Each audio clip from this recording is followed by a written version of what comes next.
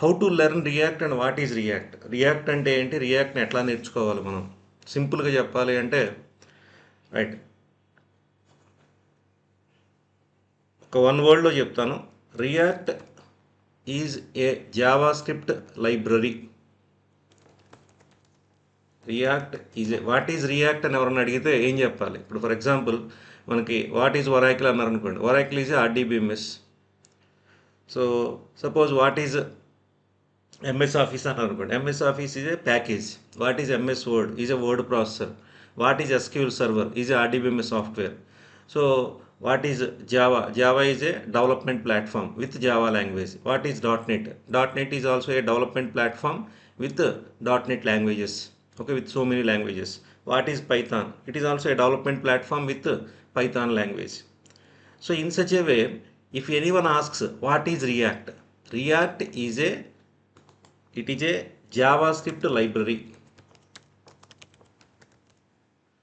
first of all. So now what is the purpose of React, what we can do by using React. React తో అసలు మనం ఏం చేయగలం. Generally, in simple words, by using React you can develop websites. By using React we can develop websites. So using React you can develop websites. Okay, fine. So instead of websites, or along with these websites, can you develop anything? Nothing. Remember that. React is used to develop the websites. That is a very important point. So website means, okay, అసలు ఒక website అంటే again the website logic is divide into two parts. One is front end and the second one is back end. Okay, so React website అనేది front ఎండ్కి connect అయి ఉందా, back end పార్ట్కి connect అయి ఉందా, that is very important. ఎందుకంటే react is a JavaScript library used to develop the websites. Okay, simple point ఇది. ఇందులో ఇది మరి వెబ్సైట్ అన్నప్పుడు టూ లాజిక్స్ కింద డివైడ్ అయి ఉంది. ఒకటి ఫ్రంట్ ఎండ్ లాజిక్, రెండోది back end logic. So front end back ఎండ్కి మధ్య ఉండేటువంటి ఈ రెండు పార్ట్స్ని డివైడ్ చేసుకుంటే, వెబ్సైట్ని రెండు పార్ట్స్కి డివైడ్ చేస్తే ఫ్రంట్ ఎండ్ వేరు, బ్యాక్ ఎండ్ వేరు. సో మరి రియాక్ట్ అనేది దేనికి సంబంధించింది, React is connected with front end. Okay, fine. So కాబట్టి ఇప్పుడు ఫస్ట్ ఒక క్లారిటీ వచ్చింది మనకి. ఫస్ట్ స్టెప్ ఏమో React is a JavaScript library used to develop the websites. Okay, fine, అది ఫస్ట్ క్లారిటీ. ఇంకా కొంచెం clarity, react is a JavaScript library used to develop the front end of the websites. So front end అంటే అర్థం ఏంటి, front end అంటే user interface, UI, UI అంటారు. Front end means user interface, UI. So React is a JavaScript library used to develop the websites, okay, and in that websites, okay, it is used to develop the UI, front end of the websites. ఇది most important.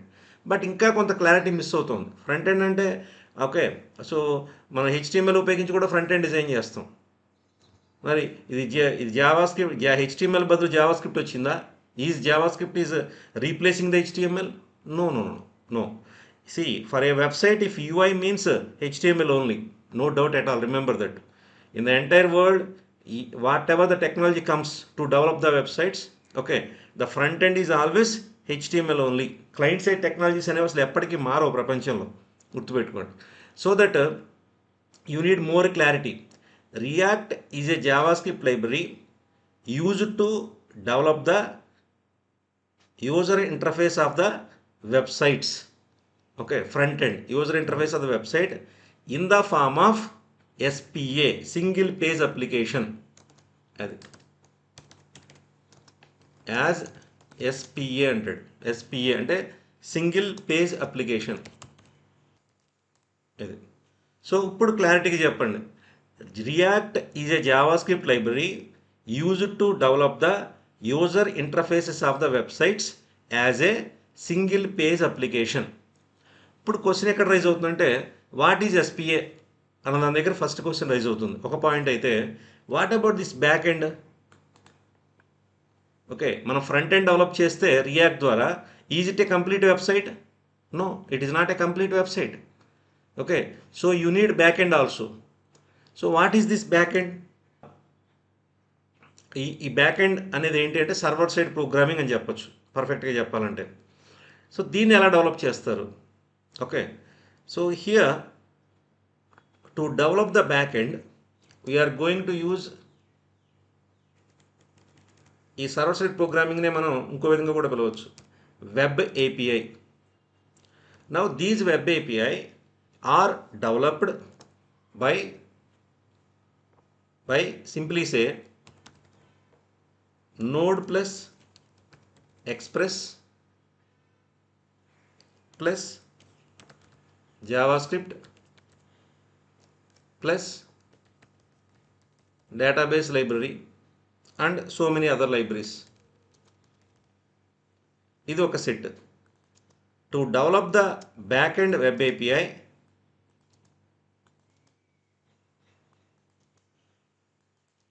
see, this is one way to develop the back end web API for front end React application. This is one way. Suppose, is there any other way? Suppose I don't want to learn Node Express and JavaScript with the database library and other libraries. Okay, so then you can use ASP.NET Core Web API with C# with say EF Core for database logic,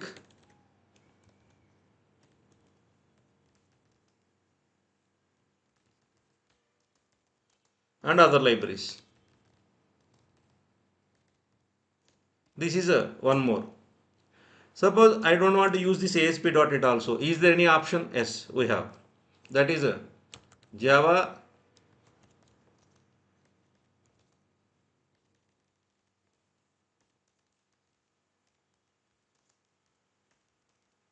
Spring Boot. Okay, the Java, by using Java language, Java Spring Boot library with Java language, okay, and other libraries. Suppose I don't want to use this one also. Okay, is there any other option? Yes, we have Python Web API using Flask. That is. So in this way you can develop four types of web API in 4 ways. Okay, are using 4 kinds of 4 various different technologies to develop the web API. So React is the front end. See, the front end React is common, but the back end may be by Node Express, or by ASP.NET Core Web API, or by Spring Boot Web API, or Python Web API. So the backend can be developed by any one of these 4 technologies, but the front end is React only. Okay, so React is a JavaScript library used to develop the user interfaces for web applications, for websites as a SPA. React is a JavaScript library used to develop the user interfaces for websites as SPA, single page application, and it communicates with the backend web API which are developed by using Node Express or ASP.NET Core Web API or Java Spring Boot Web API or Python Web API. So this is the simple combination. Okay, front end plus back end. So whatever could be the back end, the front end is React. This is the basic one. So that as a React UI developer, you can work with a Node project, you can work with ASP.NET Core project, you can work with Java project, you can work with Python. That is. So even though you are not a Python developer, but you are working with a Python project, even though you are not a Java developer, okay, you may work with a Java project. You are not even though you are not a .NET developer, but you can work with a .NET project. Even though you are a backend Node Express developer, but you can work with Node Express project. that is. But this Node Express up to some extent it is connected with React, okay, because JavaScript is common among these two. That is a key point. Okay, ఈ node ఎక్స్ప్రెస్తో web develop చేసినప్పుడు మనం ఉపయోగించే language ఏంటి అంటే Java script. అందువల్ల ఈ react డెవలపర్కి ఎక్కువ క్లోజ్గా ఉండేది ఏంటంటే నోడ్ ఎక్స్ప్రెస్. దీన్నే మనం ఏమని పిలుస్తాం అంటే మెర్న్ అని పిలుస్తాం. Okay, a combination of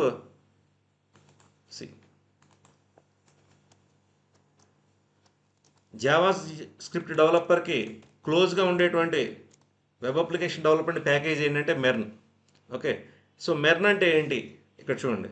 MERN అంటే M stands for MongoDB database. Okay, E stands for Express and R stands for React with JS, React JS,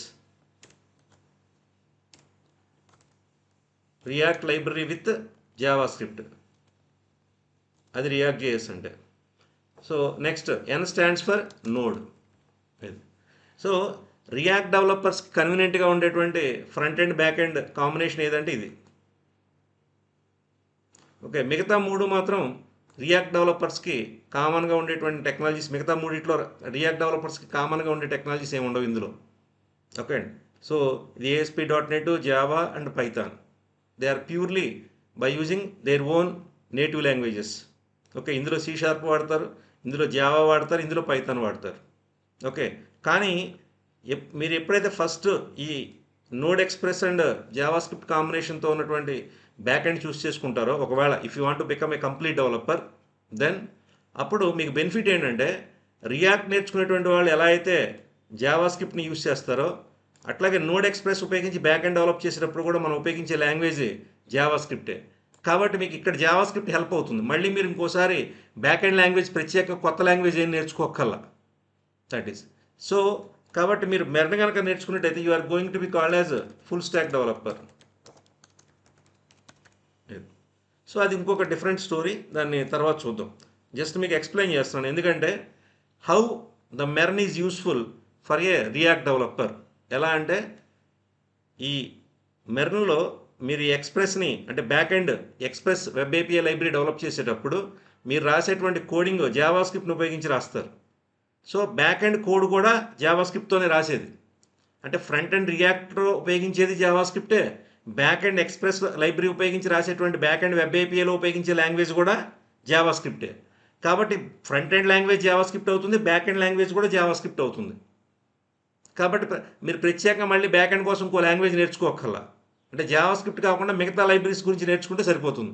database libraries ఏమున్నాయి, ఓకే, అదర్ ఇంపార్టెంట్ సెక్యూరిటీ పెర్ఫార్మెన్స్కి సంబంధించి లేదా టెస్టింగ్కి సంబంధించి, okay, file సిస్టమ్కి సంబంధించి ఇట్లా different other libraries ఏమున్నాయో ఆ అదర్ లైబ్రరీస్ అని నేర్చుకోవడం, డేటాబేస్ లైబ్రరీ నేర్చుకోవడం, నెక్స్ట్ నోడ్ ఎక్స్ప్రెస్కి సంబంధించినటువంటి అన్ని మిగతా ఇంపార్టెంట్ పాయింట్స్ ఏమిటి అవన్నీ నేర్చుకుంటే, okay, Java script already react కోసం నేర్చుకుంటారు. కాబట్టి మళ్ళీ ప్రత్యేకంగా జావా స్క్రిప్ట్ నేర్చుకోవాల్సిన అవసరం లేదు. అది ఇక్కడ పాయింట్ అనమాట. So then you are going to be called as MERN developer. అంటే full stack development, full stack developer, full stack web developer. ఇక్కడ ఇంకా ఏం చెప్పాలంటే ఫుల్ స్టాక్ వెబ్ డెవలపర్ అనాలి. ఎందుకంటే nowadays everyone calling full stack development. ఈ full stack development అంటే full stack web developer using MERN. అది full stack web developer using .NET, full stack web developer using Java, full stack web development by using Python. ఇట్లా ఈ full stack అనేది, full stack అంటే ఇక్కడ collection అని అర్థం. What is stack? Stack అంటే collection. Okay, full అంటే complete. The collection of technologies which are required to develop a web application. అది ఫుల్ స్టాక్ అంటే ఏంటి? స్టాక్ అంటే ఏంటి? కలెక్షన్. ఓకే, కలెక్షన్ అంటే more than one. So a collection of technologies, a complete collection of technologies which are required. Full అంటే complete, stack అంటే collection. So the complete collection of technologies required to develop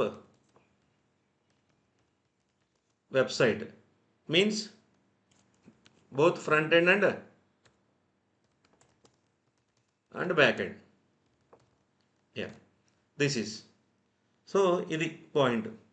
So now ఇప్పుడు మనం we are going to start this React. ఇది important. So ఇప్పుడు ఇది తెలుసుకోవాలంటే ఏం చేయాలంటే అసలు first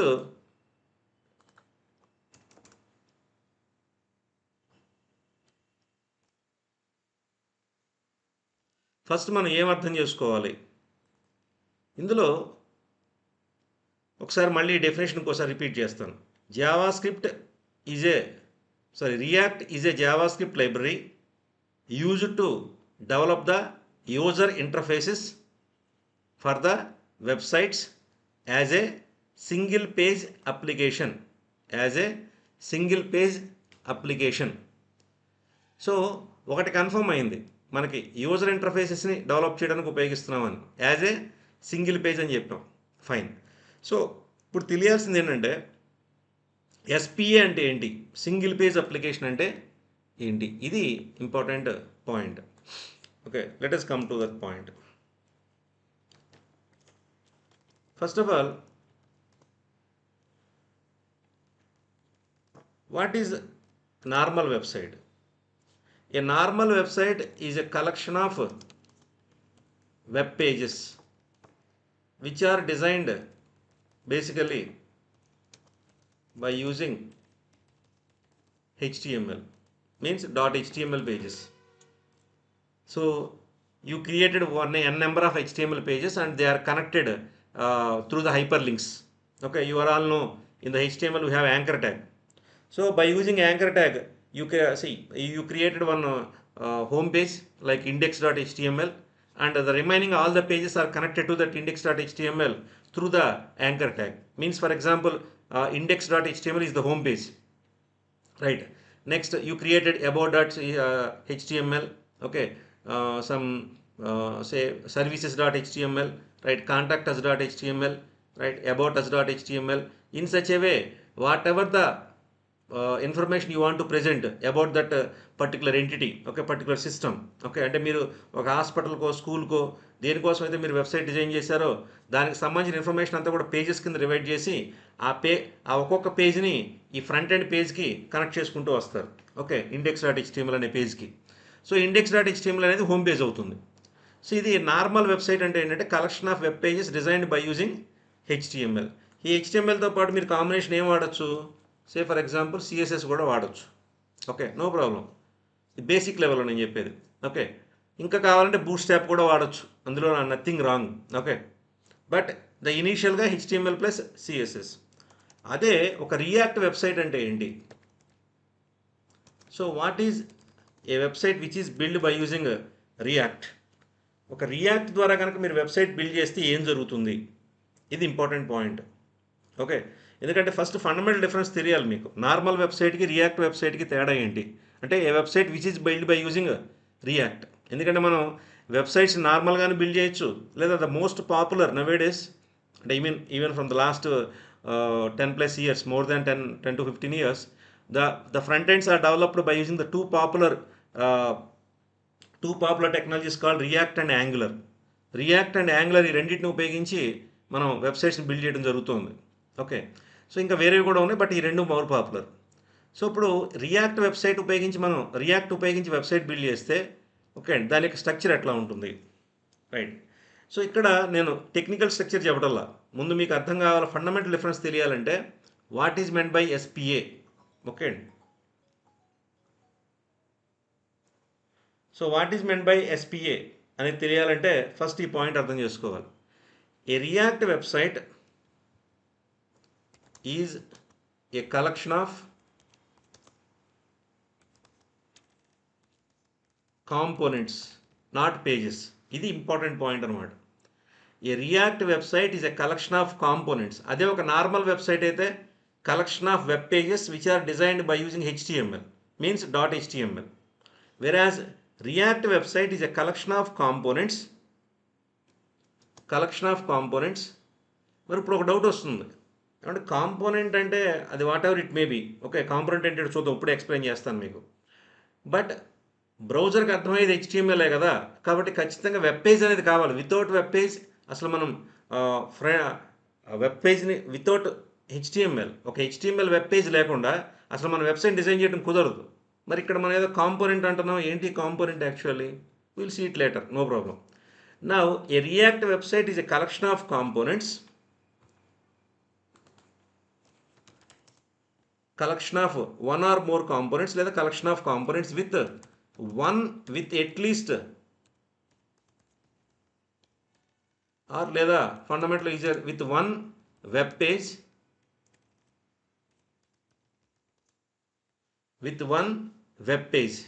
that is called index.html. That is అంటే ఒక రియాక్ట్ వెబ్సైట్లో ఖచ్చితంగా HTML పేజ్ ఉంటుంది, డౌటే లేదు. ఆ పేజ్ పేరు index.html, ఒక వెబ్ పేజే ఉంటుంది. ఓకే అండి. సో రిమైనింగ్ వన్ ఏంటంటే కాంపోనెంట్స్ అనమాట.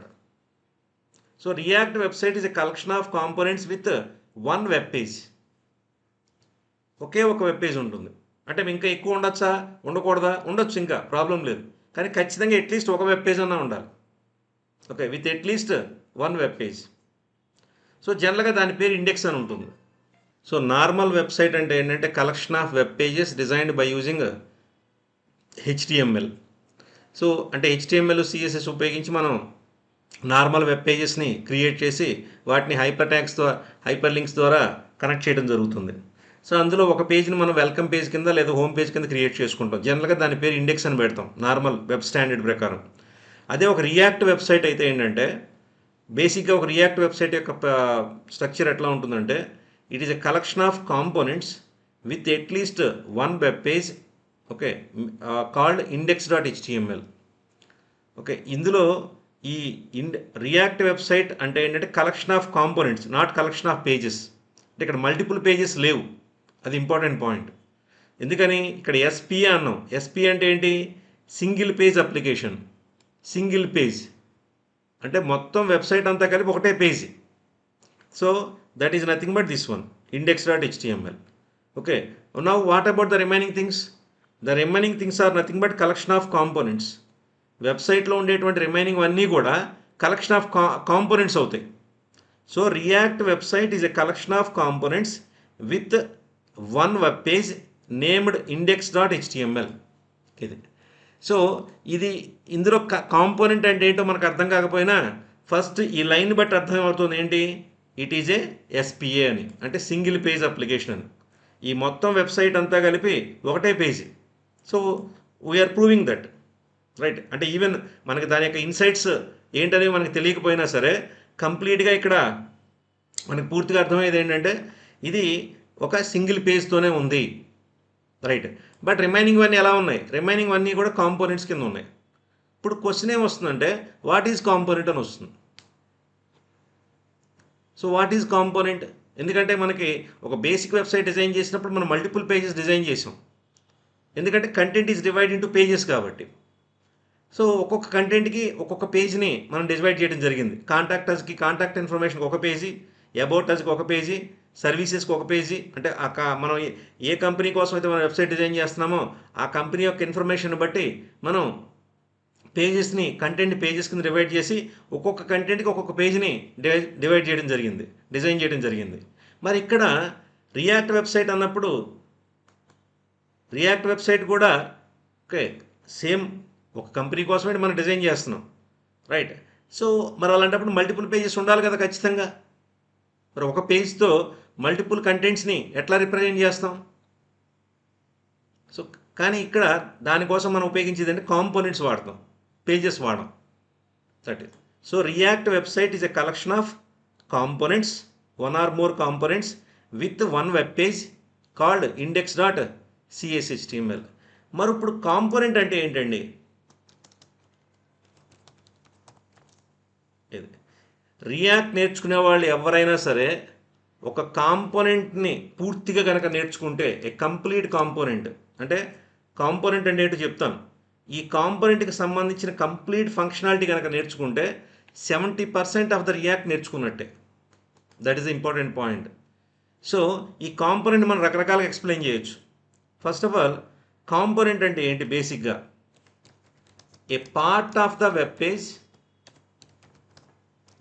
ఏ part of the web page. Component అంటే ఏంటంటే a part of the web page, designing point of వ్యూలో చెప్పాలంటే.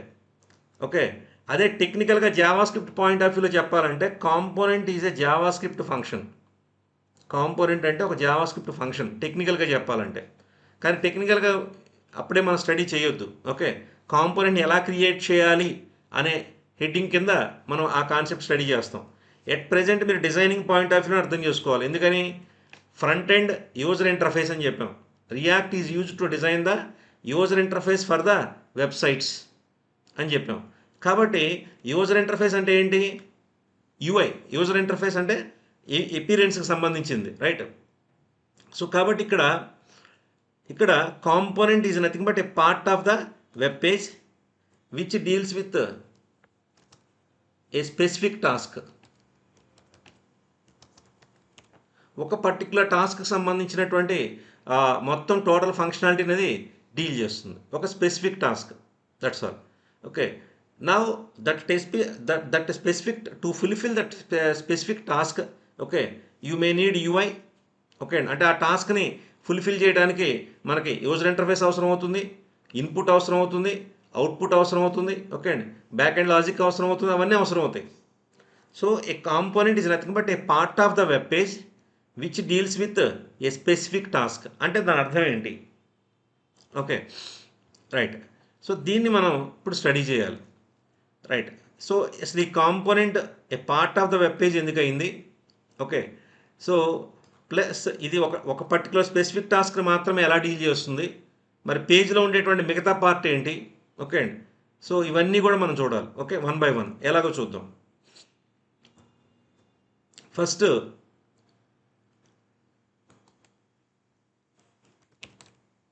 ఒక చిన్న ఎగ్జాంపుల్ ద్వారా దీన్ని నేను ఎక్స్ప్లెయిన్ చేస్తాను, జాగ్రత్త చూడండి.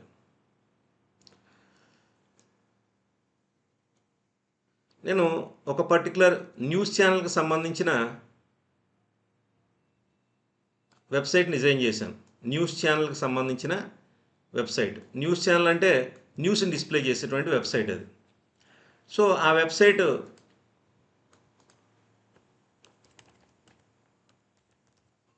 లో ఒక బేసిక్ వెబ్ పేజ్ ఉంది, that is nothing but index.html. ఇప్పుడు ఈ index.html ఓపెన్ చేయగానే ఓకే అండి మనకి ఏమేమి డిస్ప్లే అవుతాయి? So first as you know, ఇక్కడ నేను ఈ కంపెనీకి సంబంధించిన హెడర్ని డిస్ప్లే చేయదలుచుకున్నాను. దీన్ని మనం హెడర్ అని పిలుస్తాం. ఈ హెడర్లో ఏమేమి ఉంటాయంటే కంపెనీకి సంబంధించిన వెల్కమ్ స్క్రీన్ ఉండొచ్చు, టైటిల్ ఉండొచ్చు. ఓకే, సో ఇందులో title, logo, okay, links to social networks, okay, address,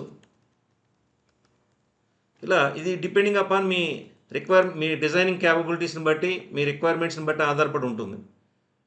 ఇలా మనం హెడర్ని డిజైన్ చేస్తాం. ఓకే, నెక్స్ట్ దీని తర్వాత నేను ఫుటర్ ఒకటి డిజైన్ చేశాను. ఇది ఫుటర్.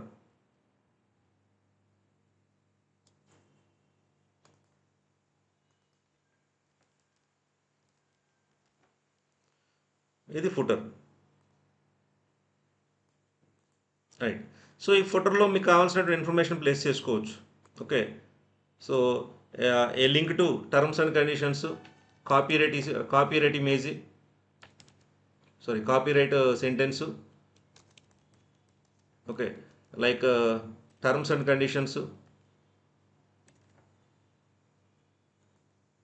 అంటే జనరల్గా ప్లేస్ చేసేవి.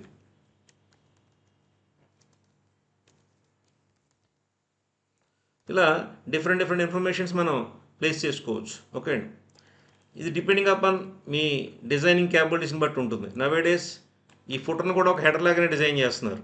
సో కాబట్టి ఇది ఫుటర్. ఇప్పుడు ఈ మధ్యలో ఉన్నటువంటి ఏరియా ఏదైతే ఉందో ఇది కంటెంట్ ఏరియా కింద నేను ట్రీట్ చేస్తున్నాను. సే ఫర్ ఎగ్జాంపుల్ ఇది కంటెంట్ ఏరియా. ఇప్పుడు ఈ కంటెంట్ ఏరియాలో ఇంకొక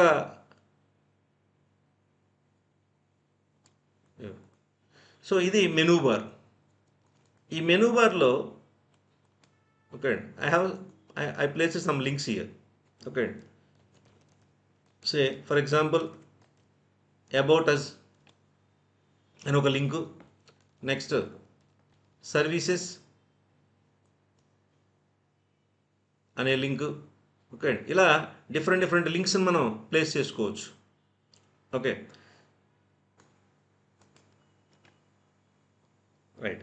లేదా దీన్ని మనం ఇంకో విధంగా డిజైన్ చేద్దాం.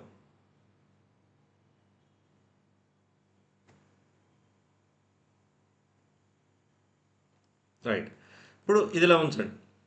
ఇప్పుడు ఈ పర్టికులర్ అంటే ఇంకా ఈజీ వే, ఇక్కడ దీన్ని మనం కంటెంట్ ఏరియా అని అందాం. We can call it as content area. Now index.html is a collection of index.html is a web page, is a collection of three parts right now. This is header, this is footer and this is content area. మీకు కావాలంటే menu bar కూడా add చేసుకోవచ్చు, problem ఏం లేదు. Okay, in case ఒకవేళ కావాలంటే menu bar కూడా add చేస్తాను, don't worry. C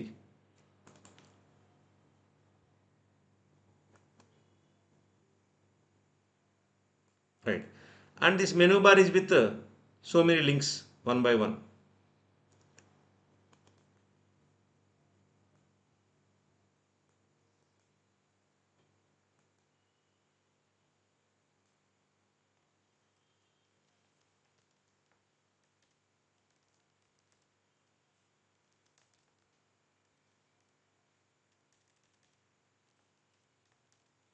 okay, about us ఇది న్యూస్ ఛానల్ కాబట్టి నేనేం ప్లేస్ చేశానంటే ఇక్కడ for example,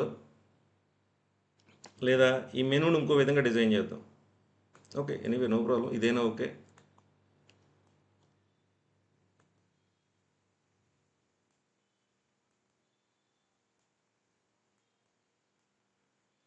right.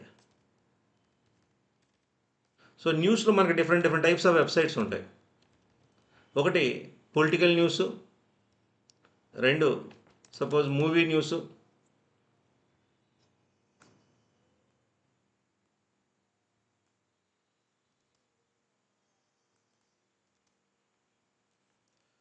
Say agriculture news,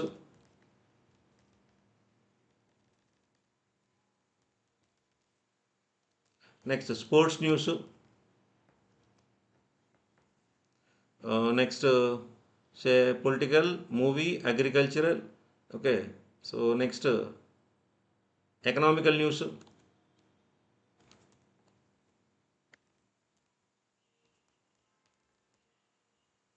so economical news. So in this way మనం different news news in different categories కింద divide చేయొచ్చు. ఓకే, సో నా ఇప్పుడు ఈ కంటెంట్ ఏరియాలో ఏం డిస్ప్లే చేయాలి? When the user clicks on about us, then it should display about the news channel. Is my voice is clear? నా point అర్థమవుతుందండి? యా, ఇక్కడ అబౌట్ మీ క్లిక్ చేస్తే it should display about the news channel. Okay, ఈ news ఛానల్కి ఒక company ఉంటుంది, ఒక కంపెనీ పేరు ఉంటుంది, ఒక బ్రాండ్ ఉంటుంది, something like that. Suppose ETV news అనుకోండి, అబౌట్ అస్ అని క్లిక్ చేయగానే welcome to ETV news, it provides so and so అని చెప్పి దాని ఇన్ఫర్మేషన్ మొత్తం రావాలి. నెక్స్ట్ సపోజ్ నేను పొలిటికల్ అని క్లిక్ చేస్తే ఇక్కడ పొలిటికల్ న్యూస్ రావాలి. ఈ పొలిటికల్ న్యూస్ అనేటువంటిది మళ్ళీ again divide into so many categories, ఎందుకంటే ఒక పర్టికులర్ ఈవెంట్ ఒక్కటే న్యూస్ కాదు. ఓకే, పొలిటికల్ న్యూస్ అంటే మళ్ళీ ఇందులో నేషనల్ ఉంటుంది, స్టేట్ ఉంటుంది, డిస్ట్రిక్ట్ ఉంటుంది, ఇలా చాలా ఉంటాయి. సో కాబట్టి political news is again a collection of so many links అనమాట. Okay, so next movie, agriculture, sports, economical, so ఇలా ఉంటుంది. సో దీన్ని మనం అంటే దీన్ని ఎన్ని రకాలుగా డిజైన్ చేయొచ్చు అనేది మీకు చూపిస్తాను ఇప్పుడు. ఫస్ట్ ఇప్పుడు నేను అబౌట్ అస్ అనేది క్లిక్ చేయగానే ఏం జరుగుతుందంటే బ్యాక్ ఎండ్లో ఏం చేస్తాను నేను, I will design one particular component with the name about us.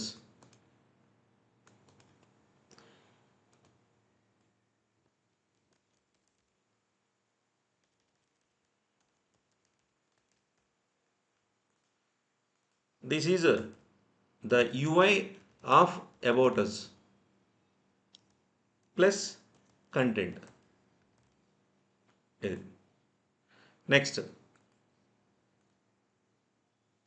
దీని తర్వాత I will create one more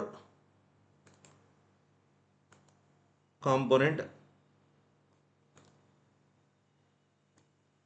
which is named as political.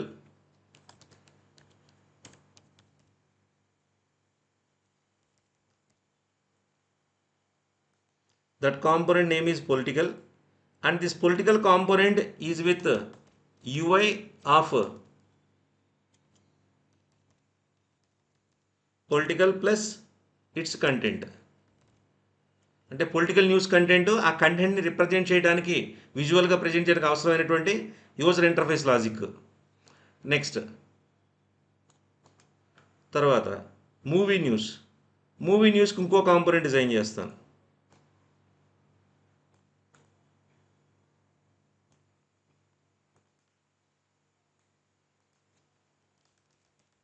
ఇది movie.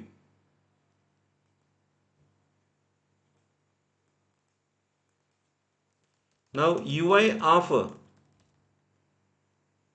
movie component plus that movie news content. ఇలా మొత్తం టోటల్గా నాకు ఎన్ని రకాల కంటెంట్స్ నేను ఫ్రంట్ ఎండ్ డిస్ప్లే చేయదలుచుకున్నానో as response to the front end user clicks, అంటే యూజర్ క్లిక్ చేసిన ప్రతిసారి ఏ ఇన్ఫర్మేషన్ అయితే నేను డిస్ప్లే చేయదలుచుకున్నానో, ఓకే అండి, అలా ప్రతిదానికి ఒక్కొక్క కాంపోనెంట్ డిజైన్ చేస్తాను. ఇది ఇప్పుడు ఏం జరుగుతుందంటే whenever the user clicks on this about us, ఈ about us మీద యూజర్ క్లిక్ చేయగానే whenever the user clicks here,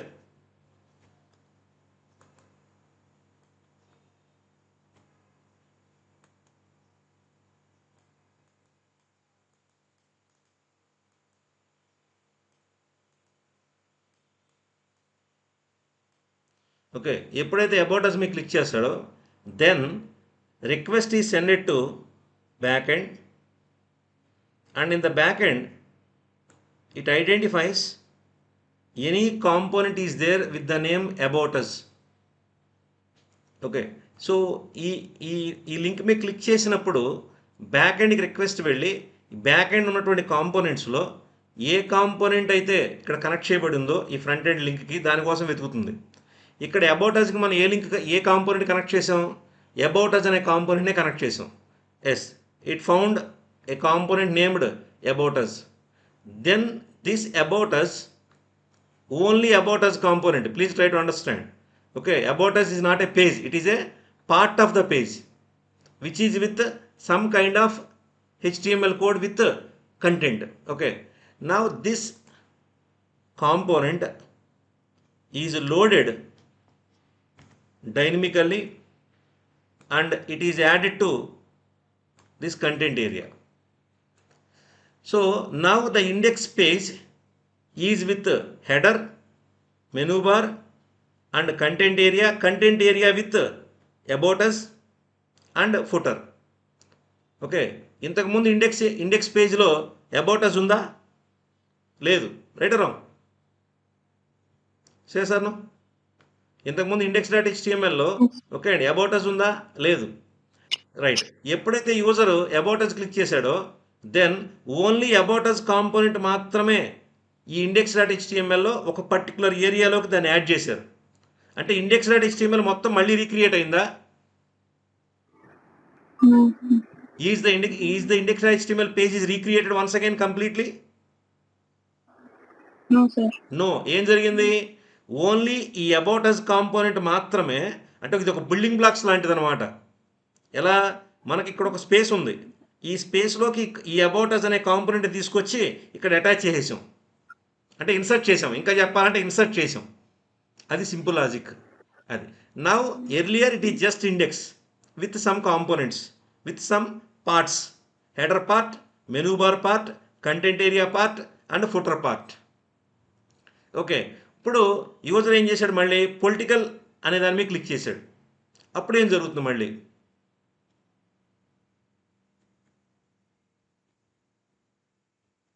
okay, so at present ఇక్కడ అబౌట్ అస్ ఉంది, నేను ఇప్పుడు రిమూవ్ చేశాను కానీ ఇక్కడ అబౌట్ అస్ ఉందని ఎజ్యూమ్ చేసుకోండి.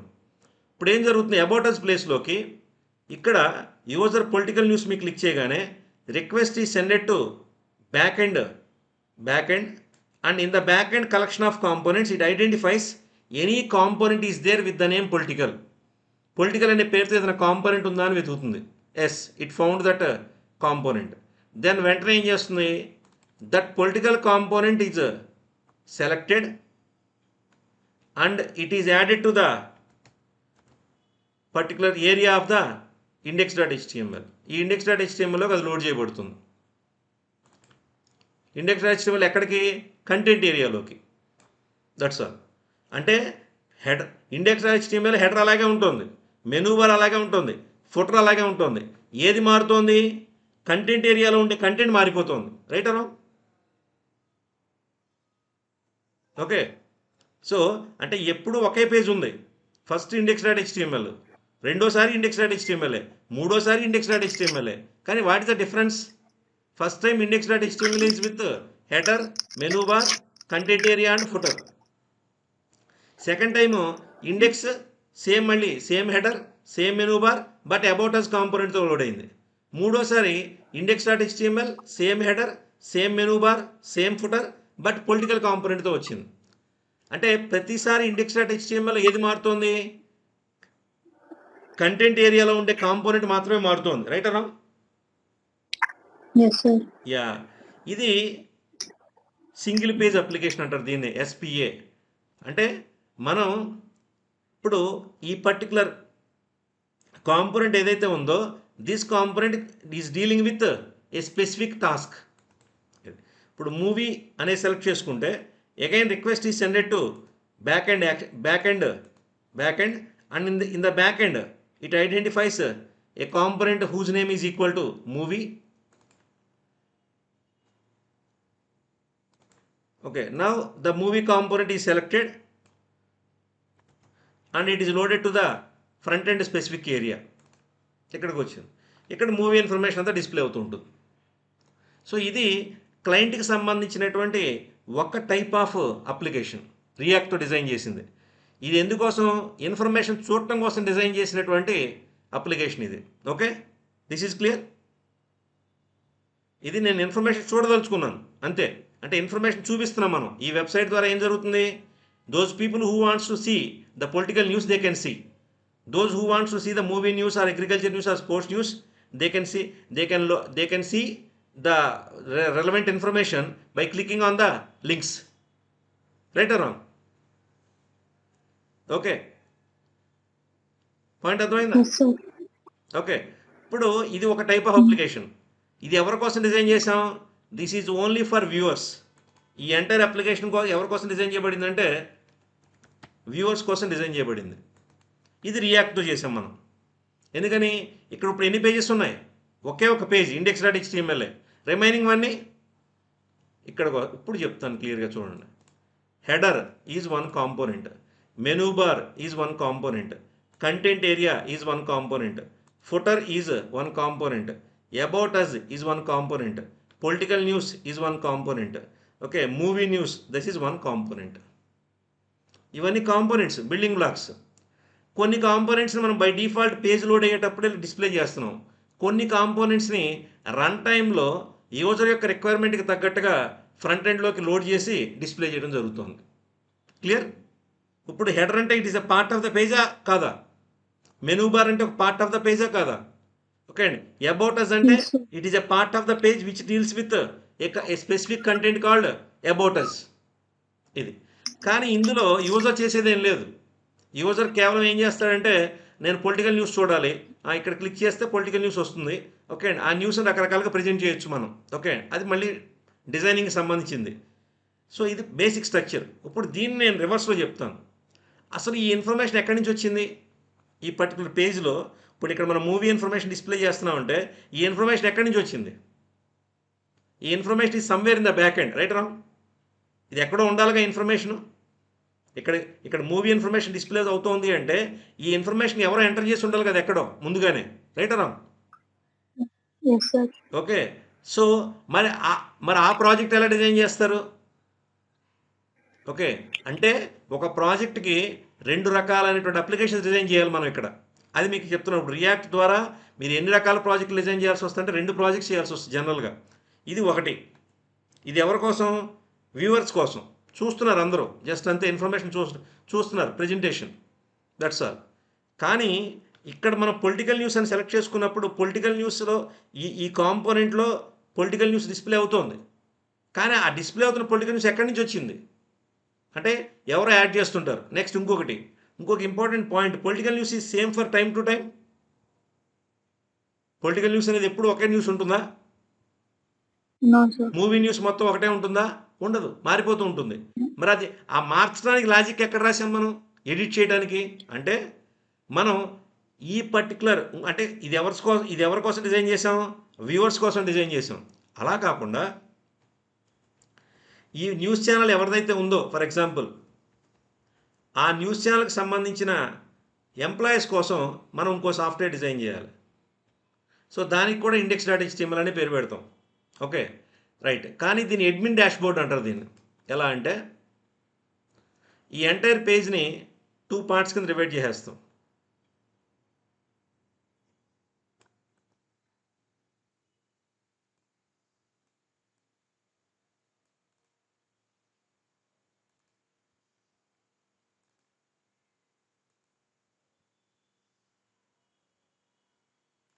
సో యూజర్ అంటే ఎంప్లాయీ ఆఫ్ ద కంపెనీ, ఆ న్యూస్ ఛానల్కి సంబంధించిన కంపెనీ ఎంప్లాయీ ఎవరైతే ఆ కంపెనీకి సంబంధించిన ఎంప్లాయీ ఎవరైతే ఉంటారో ఆ ఎంప్లాయీ లాగిన్ అవ్వగానే ఆ ఎంప్లాయీకి ఇట్లా వస్తుంది. దీన్నే మనం అడ్మిన్ డాష్బోర్డ్ అంటాం. అంటే ఇంకా కొంచెం ఎఫెక్ట్గా డిజైన్ చేయొచ్చు.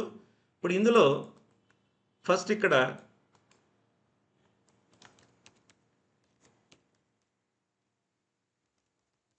Political,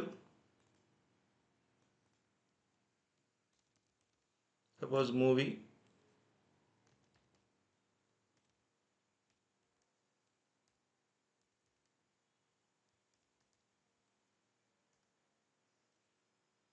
agriculture, next sports,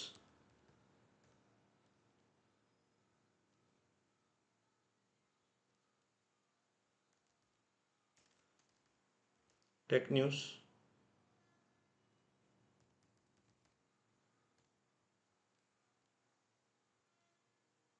health. So in such a way different links అన్ని క్రియేట్ చేస్తాం ఇక్కడ. ఓకే, ఇప్పుడు లాస్ట్లో మనం ఇంకా కొన్ని అడిషనల్ కూడా యాడ్ చేసుకోవచ్చు. సెట్టింగ్స్, మేబీ లాగౌట్, ఇలా మనం డిఫరెంట్ లింక్స్ క్రియేట్ చేస్తాం ఇక్కడ. ఈ రైట్ సైడ్ కంటెంట్ ఏరియాలో ఏం జరుగుతుందంటే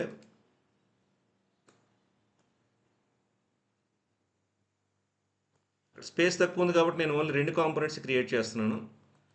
so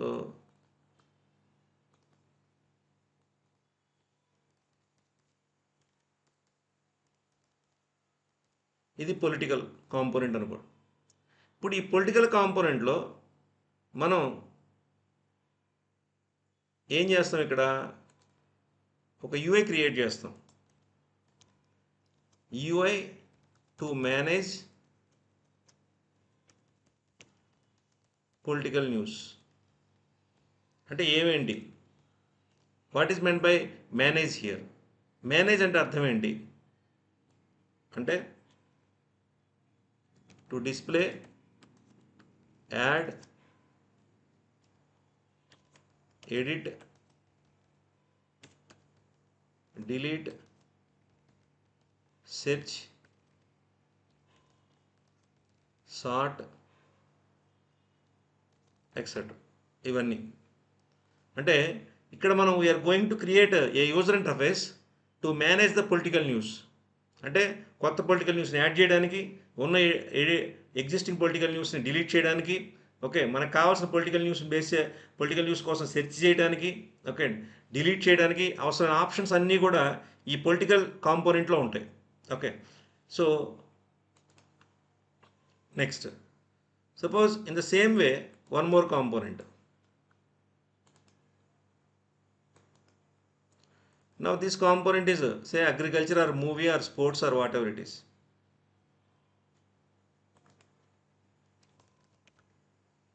Movie component. Now this movie component is with again UI, user interface, to manage movie news. Okay, what is meant by manage? So display, search, sort, add new create, దీన్ని మనం add అనొచ్చు, create అనొచ్చు, new అనొచ్చు, ఏదైనా అనొచ్చు. Create,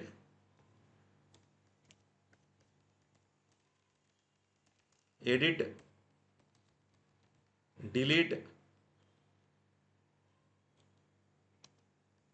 etcetera. ఇలా ప్రతి కాంపోనెంట్కి, ప్రతి ఎంటిటీకి కూడా గుర్తుపెట్టుకోండి. ఇక్కడ నేను ఇక్కడ నాకు స్పేస్ సర్పుల్ దగ్గర కేవలం 2 రాశాను. ఇప్పుడు as a employee of that news channel, okay, assume that you are an employee of news channel. ఇప్పుడు మీకు కొత్త న్యూస్ వచ్చింది, ఓకే, మీ రిపోర్టర్స్ కొత్త న్యూస్ తీసుకొచ్చారు. వెంటనే ఏం చేయాలి? మీరు లాగిన్ అవుతారు వెబ్సైట్లో, బ్యాక్ ఎండ్లో, కంపెనీలో. ఓకే, లాగిన్ అయ్యి you clicks on this political. ఈ పొలిటికల్ అనే దాని మీద క్లిక్ చేస్తారు. క్లిక్ చేయగానే రిక్వెస్ట్ బ్యాక్ ఎండ్కి వెళ్తుంది. బ్యాక్ ఎండ్లో పొలిటికల్ అనే కాంపోనెంట్ ఉందా చెక్ చేస్తుంది. చెక్ చేసి if the political component is found, then that political component is loaded into this content area. ఇప్పుడు ఈ కంటెంట్ ఏరియాలో ఉన్నటువంటి పొలిటికల్ కాంపోనెంట్లో ఉన్న యూజర్ ఇంటర్ఫేస్ ద్వారా you are able to manage the existing political news. అంటే ఎగ్జిస్టింగ్ పొలిటికల్ న్యూస్ చూస్తాం, display జరుగుతుంటుంది, సెర్చ్ చేస్తాం, సార్ట్ చేయొచ్చు, ఓకే, డిలీట్ చేయొచ్చు, ఎడిట్ చేయొచ్చు, కొత్తదాన్ని యాడ్ చేయొచ్చు, అన్నీ చేయొచ్చు. సో అంటే ఇది కూడా ఒక రియాక్ట్ ప్రాజెక్టే. అంటే టోటల్గా ఒక కంప్లీట్ అప్లికేషన్ మనం డిజైన్ చేయాలి అంటే నవేడేస్ టోటల్గా మనం 2 ప్రాజెక్ట్స్ డిజైన్ చేయాల్సి వస్తుంది. అంటే you need to design the user interface for 2 applications.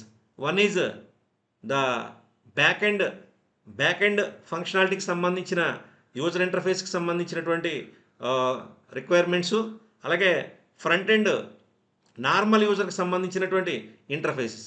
అంటే యూజర్ ఇంటర్ఫేస్ అనేది ఇక్కడ మనకి మెయిన్గా క్రైటీరియా అనమాట. ఆ రిక్వైర్మెంట్స్ ఏ యూజర్వి వెబ్సైట్లో అంటే ఎవరైనా కావచ్చు. ఓకే, ఇది employee of the news channel. Okay, వాళ్ళకి సంబంధించినటువంటి వెబ్ అప్లికేషన్ సంబంధించి యూజర్ ఇంటర్ఫేస్ ఇది. ఇందాక మనం డిజైన్ చేసింది అదే పొలిటికల్ న్యూస్ యొక్క వెబ్సైట్ యొక్క వ్యూవర్, నార్మల్ వ్యూవర్ అనమాట, పబ్లిక్ వ్యూవర్ అంటే పబ్లిక్. సో ఎవరైనా వెబ్సైట్ని ఓపెన్ చేసి న్యూస్ చదువుకోవచ్చు. న్యూస్ చదివేటువంటి వాళ్ళకి చదవడానికి వీలుగా ఉండేటట్టుగా వెబ్సైట్ డిజైన్ చేయాలి. సో అది అక్కడ అందులో యాడ్ ఉండదు, డిలీట్ ఉండదు, ఏముండవు, ఓన్లీ డిస్ప్లే, సెర్చ్, సార్ట్, ఈ 3 వరకే ఉంటాయి. ఇప్పుడు ఒక నార్మల్ యూజరు ఎవరైతే న్యూస్ ఛానల్ చూస్తున్నారో చూసేటువంటి వాళ్ళు కంటెంట్ ఎడిట్ చేయొచ్చా? చేయకూడదు కదా, right Ram? Yes, sir. So కాబట్టి ఆ పర్టికులర్ యూఐలో ఏ ఆప్షన్స్ ఉండాలి? కేవలం సెలెక్టెడ్ కంటెంట్ డిస్ప్లే చేసేటువంటి ఆప్షన్స్ మాత్రమే ఉండాలి. అది ఎవరి కోసం? పబ్లిక్ యూజర్ కోసం. అంటే ప్రపంచంలో ఎవరైనా చూడొచ్చు, ఇంటర్నెట్ ఉన్న ప్రతి ఒక్కడు ఆ వెబ్సైట్ని చూడొచ్చు. కానీ ఈ వెబ్సైట్ని అందరూ చూడటానికి లేదు. ఇది కూడా వెబ్సైటే, కానీ దీన్ని ఓన్లీ ఎంప్లాయీస్, ఆ కంపెనీ ఎంప్లాయీస్ కోసం మాత్రమే డిజైన్ చేయబడింది ఇది. ఆ కంపెనీ ఎంప్లాయీస్ ఈ వెబ్సైట్ని ఓపెన్ చేసి లాగిన్ అయ్యి, ఓకే, ఈ యూజర్ ఇంటర్ఫేస్ ద్వారా ఏం చేస్తారు? వాళ్ళ యొక్క కంటెంట్ మేనేజ్ చేసుకుంటారు. సో ఇది కూడా రియాక్టే, ఇది కూడా సింగిల్ పేజే, index.html. కానీ దీన్నే మనం ఏమని పిలుస్తాం? అడ్మిన్ డాష్బోర్డ్ అని పిలుస్తాం జనరల్గా దీన్ని. ఇది సో ఇప్పుడు ఇలా లోడ్ అయింది. సపోజ్ పొలిటికల్ న్యూస్ ఎడిట్ చేసేసాను, కొత్త న్యూస్ అంతా యాడ్ చేశాను, పాత న్యూస్ డిలీట్ చేశాను, అంతా అయిపోయింది. ఇప్పుడు నెక్స్ట్ మూవీ న్యూస్ వచ్చింది. అప్పుడు ఏం చేయాలి? మళ్ళీ అగైన్ ఇక్కడ ఈ మూవీ అనే దాని మీద క్లిక్ చేస్తాను. క్లిక్ చేస్తే అగైన్ రిక్వెస్ట్ బ్యాక్ ఎండ్కి వెళ్తుంది. ఫ్రంట్ ఎండ్ ఏం మారదు. ఇక్కడ మీరు గుర్తుపెట్టుకోవాల్సింది ఏంటంటే front end index.html with left side menu and content area, ఈ 2 అలాగే ఉంటాయి. ఇవి మారవు, ఇవి రీక్రియేట్ అవ్వవు. సో ఈ ఫిక్స్డ్ index.htmlలోకి మనం సెలెక్ట్ చేసుకున్న కాంపోనెంట్స్ వచ్చిపోతుంటాయి అన్నమాట, అంతే, that's all. So now whenever you clicked on the link called movie, then request is sent to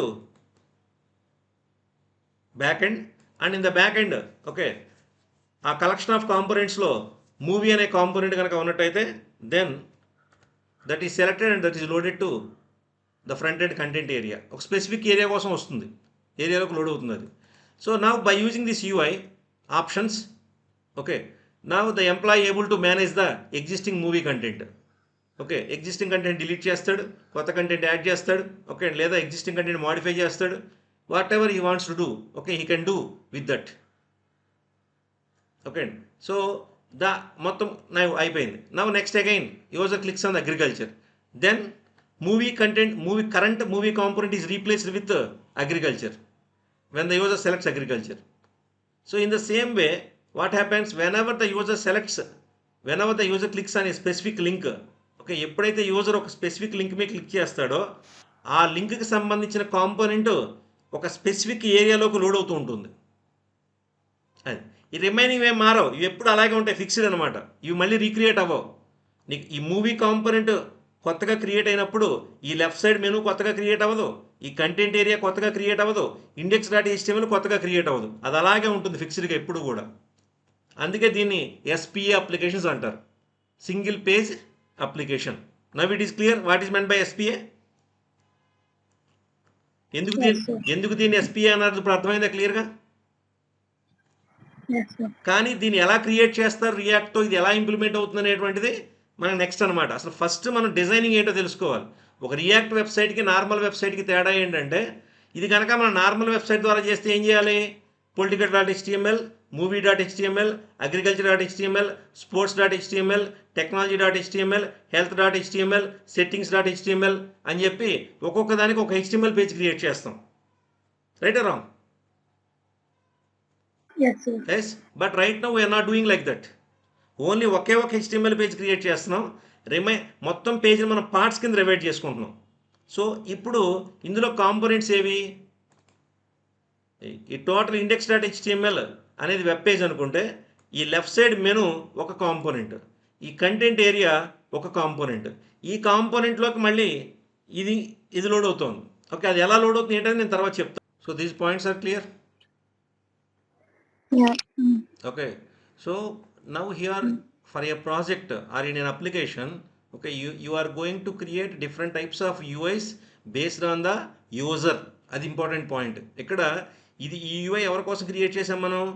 admin అంటే ఐ మీన్ దట్ ఒక కంపెనీలో ఎంప్లాయీస్ కోసం క్రియేట్ చేసినటువంటి UI ఇది. Okay, to manage the content. అదే ఇంతకుముందు క్రియేట్ చేసింది పబ్లిక్ యూజర్ కోసం క్రియేట్ చేసింది. రెండు రియాక్ట్ బేస్డే. ఓకే, కాబట్టి ఒక ప్రాజెక్ట్ మీద వర్క్ చేస్తున్నప్పుడు ఓకే, ఫ్రంట్ ఎండ్ అంటే దాని అర్థం ఫ్రంట్ ఎండ్ అంటే ఆల్వేస్ పబ్లిక్ యూజర్ అనే కాదు. ఫ్రంట్ ఎండ్ అంటే అది బ్యాక్ ఎండ్ అప్లికేషన్కి ఫ్రంట్ ఎండ్ కావచ్చు, లేదా పబ్లిక్ యూజర్కి కూడా ఫ్రంట్ ఎండ్ కావచ్చు. Clear? So type of user, ఆ యూజర్ యొక్క టైప్ను బట్టి ఏ టైప్ ఆఫ్ అప్లికేషన్ యూజ్ చేస్తే ఆ అప్లికేషన్ యొక్క ఫ్రంట్ ఎండ్ ఇది. క్లియర్? సో కాబట్టి ఇక్కడ ఫ్రంట్ ఎండ్ అంటే దాని అర్థం అన్నీ కూడా పబ్లిక్ యూజర్స్ యొక్క ఫ్రంట్ ఎండ్స్ అని అనుకోవద్దు, అది నేను చెప్పేది. ఓకే, యూజర్ యొక్క ఫ్రంట్ ఎండ్, ఒక వెబ్ అప్లికేషన్ యూజ్ చేసే యూజర్ ఇంటర్ఫేస్ అనమాట అది. Clear?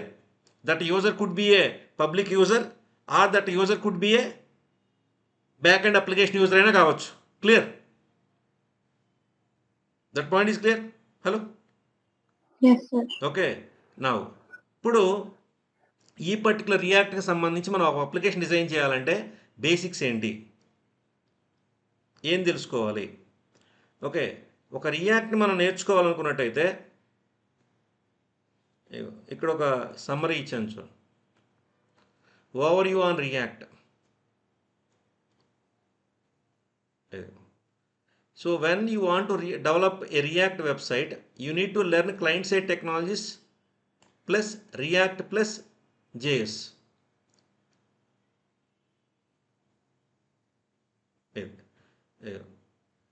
A React JS is a library used to develop the user interfaces for a website as a SPA, single page application using components. A normal website is a collection of web pages where web pages are created by HTML plus CSS, whereas a React website is a collection of components with at least one HTML page. Now what is component? See, a component is a JavaScript function or a class.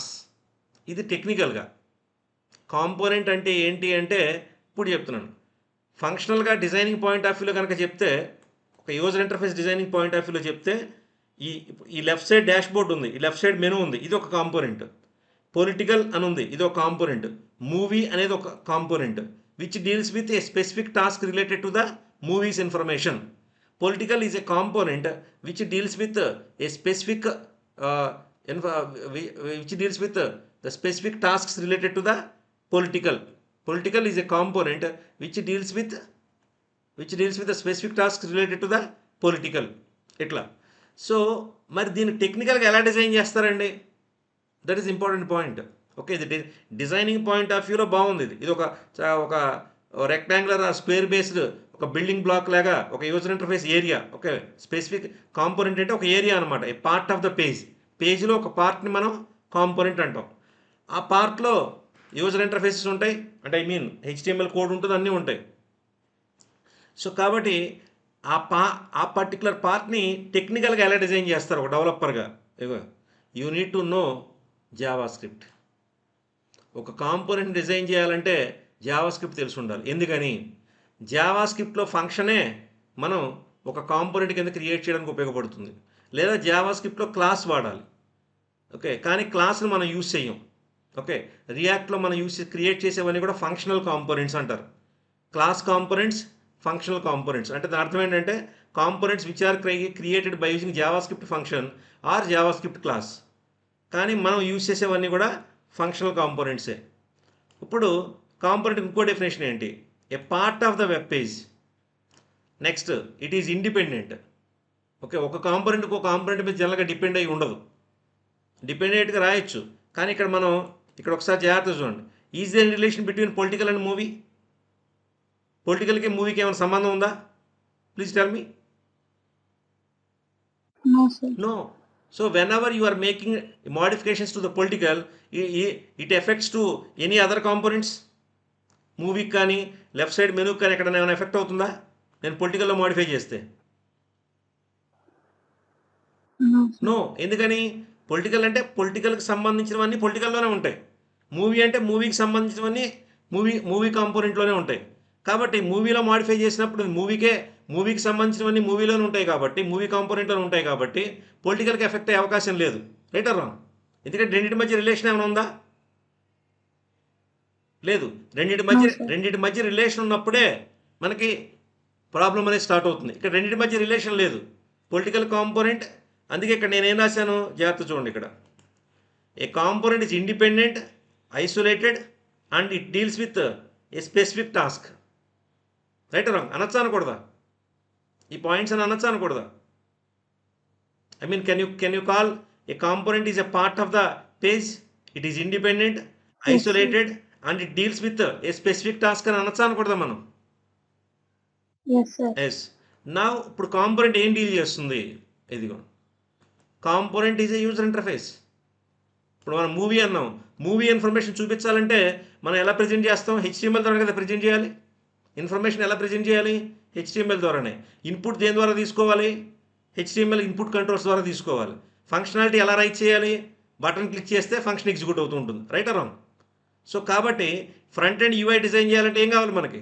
A technologies కావాలి? User interface design చేయాలంటే client side technologies ఏంటి? HTML, CSS, bootstrap. Right wrong? Yes, yeah. sir. నా ఇప్పుడు ఈ 3 మాత్రమే design చేస్తే ఏమవుతుంది? ఈ 3 యూస్ చేస్తే ఇన్ఫర్మేషన్ డిస్ప్లే చేస్తారు అంతే.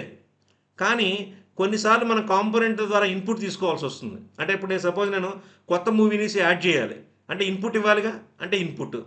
నెక్స్ట్, ఎంటర్ చేసినటువంటి డేటాని వ్యాలిడేట్ చేయాలి, ఆ డేటా వ్యాలిడా కాదా అని. కాబట్టి వ్యాలిడేషన్ లాజిక్. ఓకే, నెక్స్ట్ ఆ ఎంటర్ చేసినటువంటి డేటా వ్యాలిడ్ అయినప్పుడు దాన్ని బ్యాక్ ఎండ్కి సబ్మిట్ చేస్తే ఆ డేటా వెళ్ళి బ్యాక్ ఎండ్ డేటాబేస్లో యాడ్ అవుతుంది. That is called submit the input to the back end. That is called raising the request to back end web API with input data. That is. So next మనం back ఎండ్కి request raise చేసాం by submitting the data. Okay, back end add చేయొచ్చు, add చేయకపోవచ్చు, ఏదైనా జరగచ్చు. Okay, so receiving the output which comes from the back end along with output data. So receives the output అంటే response. అది ఇక్కడ దాని అర్థం. ఇక్కడ రిసీవ్స్ ద అవుట్పుట్ అంటే nothing but response from the back end along with data. అక్కడి నుంచి వచ్చే డేటాని మనం రిసీవ్ చేసుకోవడం, receiving the response from back end and display the received output using user interface. Okay, so ఇప్పుడు ఈ కాంపోనెంట్ చేసే పనులన్నీ ఇవే. Right are wrong? చేశాను. sir. ఓకే. సో ఇప్పుడు ఈ కాంపోనెంట్ ఇలా డిజైన్ చేయాలి అంటే మనకి బేసిక్స్ ఏమేమి తెలియాలి? అసలు కాంపోనెంట్ అనేది జావాస్క్రిప్ట్ ఫంక్షన్. అంటే జావాస్క్రిప్ట్ తెలియకుండా మనం కాంపోనెంట్స్ని డిజైన్ చేయలేము. That is the first important point. Next user interface design చేయాలంటే HTML, CSS వచ్చి ఉండాలి, minimum basics at least. Boot strap అనేది ఆప్షనల్. నెక్స్ట్ ఆ తర్వాత మనం వ్యాలిడేట్ చేయడానికి లాజిక్ తెలియాలి. ఓకే అండి. అలాగే బ్యాక్ ఎండ్ ఫ్రంట్ ఎండ్ నుంచి బ్యాక్ ఎండ్కి రిక్వెస్ట్ ఎలా పంపించాలో తెలియాలి. బ్యాక్ ఎండ్ నుంచి రెస్పాన్స్ వచ్చినప్పుడు ఆ అవుట్పుట్ని ఎలా రిసీవ్ చేసుకోవాలో తెలియాలి. రిసీవ్ చేసుకున్న డేటాని ఎలా డిస్ప్లే చేయాలో తెలియాలి. సో ఇవన్నీ పనులు కూడా ఆ కాంపోనెంట్ లోపల ఉన్నటువంటి లాజిక్ డీల్ చేస్తూ ఉంటుంది. That is. సో అది మనం ఇప్పుడు చేయాల్సినటువంటి పాయింట్ అనమాట. ఇందులో చాలా ఉన్నాయి, ఇంకా డీటెయిల్గా అవన్నీ ఎక్స్ప్లెయిన్ చేస్తాను తర్వాత. కాబట్టి ఇప్పుడు రియాక్ట్ జేఎస్ అంటే ఏంటంటే రియాక్ట్ లైబ్రరీ అంటే collection. So collection of functionalities, collection of functions. So React is a library with JavaScript అంతే. So it means just one program. అది a React library with JavaScript. So .js programs. ఇప్పుడు మీరు రాసేది ఏంటి? HTML కాదు, you are going to write .js programs. ఇది. So ఇక్కడ మనం ఏమేమి నేర్చుకుంటాం? ఫస్ట్ మనం స్టార్ట్ చేయాల్సింది ఏంటంటే జావాస్క్రిప్ట్ లేకుండా మనం దీన్ని ఇది కంటిన్యూ చేయలేం. కానీ జావాస్క్రిప్ట్లో మనం ఏం కాన్సన్ట్రేట్ చేయాలి? Data types, variables, control structures, arrays, strings, ఇవన్నీ చాలా చాలా ఇంపార్టెంట్. నెక్స్ట్ ఫంక్షన్స్, తర్వాత asynchronous programming, promises, okay, oops, ఇవన్నీ కంపల్సరీ తెలియాలి. ఇవన్నీ తెలిసిన తర్వాత దెన్ మనం వీటన్నిటిని ఉపయోగించి with the help of HTML, CSS and Bootstrap and all these JavaScript components, JavaScript logics together we are going to develop components. So ఈ కాంపోనెంట్స్ అన్నిటినీ కూడా ఓకే ఇక్కడ జాగ్రత్తగా ఒకసారి చూడండి. బ్యాక్ ఎండ్లో నేను ఎన్నో కాంపోనెంట్స్ డిజైన్ చేశాను. Is I'm displaying all the components in the index.html at a time? Please tell మీ. నేను బ్యాక్ ఎండ్లో పొలిటికల్ కాంపోనెంట్, మూవీ కాంపోనెంట్, ఇలా నెంబర్ ఆఫ్ కాంపోనెంట్స్ డిజైన్ చేశాను. అన్ని కాంపోనెంట్స్ ఎట్ ఎ టైం ఇక్కడ డిస్ప్లే చేస్తున్నాను నేను? No, sir. నో. నేను ఏదైతే సెలెక్ట్ చేసుకున్నానో ఆ కాంపోనెంట్ ఇక్కడికి లోడ్ అవుతుంది. అలా లోడ్ అవుట్ అని ఏమంటారు? దట్ ఈస్ కాల్డ్ రూటింగ్ అంటారు దాన్ని. రూట్ అంటే ఇక్కడ నేను మూవీ అనేది క్లిక్ చేశాను అంటే it is routing to movie component. ఇక్కడ నేను అగ్రికల్చర్ని క్లిక్ చేశానంటే agriculture link is routing to agriculture component. Political అని క్లిక్ చేశానంటే political link is routing to political component. Route. So ఈ రూటింగ్ అనేటువంటిది మనకి చాలా ఇంపార్టెంట్. ఎందుకని? ఏ కాంపోనెంట్ని లోడ్ చేయాలనేది రూట్ చెప్తుందన్నమాట. రూట్ అంటే పాత్. ఓకే. సో ప్రెజెంట్ అలా గుర్తుపెట్టుకోండి. నా ఈ రూట్ మళ్ళీ రెండు రకాలుగా ఉంటుంది. Okay, protective routing, right, unprotective routing, ఇట్లా. సో కాబట్టి అదే అంటే సెక్యూర్డ్గా అనమాట. సో అది ఏంటనేటువంటిది మనం చూద్దాం. ఎందుకంటే అన్ని కాంపోనెంట్స్ ఆ యూజర్స్ అందరికీ అవైలబుల్ అవ్వకూడదు. That is very very important. So కాబట్టి యూజర్ బేస్డ్గా కూడా కొన్ని కాంపోనెంట్స్ యొక్క అవైలబిలిటీ ఉంటుంది. సో అవన్నీ కూడా మనం నెక్స్ట్ చూస్తాం. నెక్స్ట్ ఇమీడియట్గా తెలుసుకోవాల్సింది ఏంటంటే కాంపోనెంట్స్ యొక్క డిజైనింగ్ మొత్తం నేర్చుకున్న తర్వాత రూటింగ్ అనేటువంటిది ఎలాగో తెలియాలి. That is. ఈ కాంపోనెంట్స్లో చాలా టాపిక్స్ ఉన్నాయి ఇంకా మళ్ళీ. ఓకే. సో అవన్నీ కూడా వన్ బై వన్ డీటెయిల్గా చూద్దాం, చెప్తాను అవన్నీ కూడా. సో ఇది జస్ట్ ఓవర్వ్యూ మాత్రమే. ఓకే. ఇప్పుడు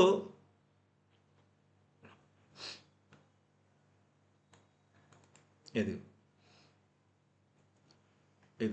ఈ డాక్యుమెంట్ షేర్ చేస్తాను, please read this document. So what is react? React is also known as react JS, is a open source JavaScript library. What is the use of React JS? Building user interfaces or UI components for web and mobile applications. Can be used for SPA, single page application also. So how it works? React is concerned with rendering data to the DOM, document object modelని base చేసుకుని పనిచేస్తుంది. కాకపోతే డైరెక్ట్గా కాదు. Okay, virtual dome అంటాడు. అదేంటది టెక్నికల్గా చెప్పేటప్పుడు చెప్తాను, don't worry. React works with user interface can be called as view HTML layer. అంటే ఫ్రంట్ ఎండ్ వ్యూలో మేనేజ్ చేస్తూ ఉంటుంది అన్నీ కూడా. ఈ మిగతా థియరీ అంతా కూడా ప్రాక్టీస్ చేసేటప్పుడు చదివితే ఈజీగా అర్థమవుతుంది. కాబట్టి అట్ ప్రెజెంట్ ఇక్కడ ఏం గుర్తుపెట్టుకోవద్దు. కానీ ఎడిషనల్గా రియాక్ట్ ఇంకా ఏం యూస్ చేస్తుంది, స్టేట్ మేనేజ్మెంట్ అని, రూటింగ్ అని, రిడక్స్ అని, ఇలా కొన్ని ఎడిషనల్ లైబ్రరీస్ ఉన్నాయి. ఒక్కొక్కటి ఒక్కొక్క పర్పస్ కోసం వాడతారు. అది సో ఈ రియాక్ట్ని యూస్ చేసినటువంటి కంపెనీస్ ఏంటి, Facebook, Insta, Uber, PayPal, BBC, Instacart, ఇవన్నీ కూడా రియాక్ట్ని బేస్ చేసుకుని డిజైన్ చేసిన అప్లికేషన్సే. అది కాబట్టి రియాక్ట్ నేర్చుకోవాలంటే మనకి మినిమం నాలెడ్జ్ ఏమి ఉండాలి, some knowledge about HTML, CSS and JavaScript is required. అది ఓకే. సో నెక్స్ట్ మనకి ఏ సాఫ్ట్వేర్స్ కావాలి, ఇప్పుడు మనం రియాక్ట్ అప్లికేషన్ డెవలప్మెంట్ స్టార్ట్ చేయాలంటే 3 సాఫ్ట్వేర్స్ కావాలి. One is Node.js, second one is NPM node package manager, 3 VS code. ఈ node package manager అనేది Node.jsతో పాటు ఆటోమేటిక్ ఇన్స్టాల్ అయిపోతుంది. సో కాబట్టి మెయిన్గా మనకు కావాల్సింది 2 softwares, Node.js, Visual studio Code. ఇదంతా రియాక్ట్ హిస్టరీ. ఓకే. సో ఇందులో నేను కొన్ని అప్డేట్ చేశాను, కొన్ని అప్డేట్ చేయలేదు, no problem. Next React features. ఈ ఫీచర్స్ ఏవి కూడా ఎట్ ప్రెజెంట్ మనం ఇప్పుడు టచ్ చేయొద్దు అసలు, ఎందుకంటే ఇవి ఎంత నేను చెప్పినా కూడా ఎట్ ప్రెజెంట్ అర్థం కావు. ఎవరైనా చెప్దామని ట్రై చేసినా ఆల్రెడీ నాలెడ్జ్ ఉన్న వాళ్ళకి అర్థమవుతుంది తప్ప మిగతా వాళ్ళకి ఎవరికి అది అర్థం కాదు. కాబట్టి అప్లికేషన్ డెవలప్మెంట్ స్టార్ట్ చేసిన తర్వాత అప్పుడు మళ్ళీ మనం చదివితే కరెక్ట్గా అర్థమవుతాయి ఇవన్నీ కూడా. ఓకే. కాబట్టి ఇప్పుడు ఎంత నేను చెప్పినా కూడా వితౌట్ హ్యావింగ్ ప్రాక్టికల్ నాలెడ్జ్ ఇవేవి కూడా అర్థం కావు. ఓకే. కాబట్టి రూటింగు, స్టేట్ మేనేజ్మెంటు, హుక్స్, ఇవన్నీ కూడా డిఫరెంట్ కాంపోనెంట్స్, డిఫరెంట్ చాప్టర్స్ అనమాట. Okay. Concern with different libraries. అవన్నీ మనం ఏంటనేది 1 by 1 చూద్దాం. వాట్ ఈజ్ JX అనేది ఏంటి, ఇవన్నీ. ప్రస్తుతానికి గుర్తుపెట్టుకోవాల్సింది ఏంటంటే react is A component based website UI development for the websites అని చెప్పి గుర్తుపెట్టుకుంటే చాలు. అది సో ఇప్పుడు ఈ రియాక్ట్ సాఫ్ట్వేర్, ఈ రియాక్ట్ మనం డెవలప్ చేయాలనుకున్నట్టయితే ఓకే అండి, మనం ఈ రియాక్ట్ని మళ్ళీ మనం చూడండి డిఫరెంట్ అంటే విండోస్ బేస్డ్ అప్లికేషన్ డెవలప్మెంట్ అంటే విండోస్ ఆపరేటింగ్ సిస్టమ్ యూస్ చేసేవాళ్ళు ఒక రకంగా కొన్ని రకాల సాఫ్ట్వేర్స్ యూస్ చేస్తారు, లైబ్రరీస్. ఓకే. నాన్ విండోస్ యూజర్స్కి మళ్ళీ కొన్ని వేరే విధంగా ఉంటుంది సెటప్ అంతా. కాబట్టి అట్ ప్రెజెంట్ మనం యూస్ చేసేదంతా కూడా విండోసే కాబట్టి okay, just go through the node, NPM and visual studio code. First ఈ మూడింటిని మనం ఇన్స్టాల్ చేసుకోవాలి. సో మన సిస్టంలో నోడ్ ఉందా లేదా అని ఎలా తెలుస్తుంది, go to the command prompt, ఇక్కడ జస్ట్ టైప్ నోడ్. అది so welcome to Node.js version 22.16.0 అని ఉంది. ఓకే. Ctrl+D ప్రెస్ చేస్తే ఈ కమాండ్ ప్రాంప్ట్ నుంచి మళ్ళీ నార్మల్గా వచ్చేస్తుంది. సో దీన్ని ఫస్ట్ మనం ఇన్స్టాల్ చేసుకోవాలి. ఇప్పుడు నా సిస్టంలో నోడ్ ఆల్రెడీ ఉంది కాబట్టి మీరు ఎలా ఇన్స్టాల్ చేసుకోవాలి,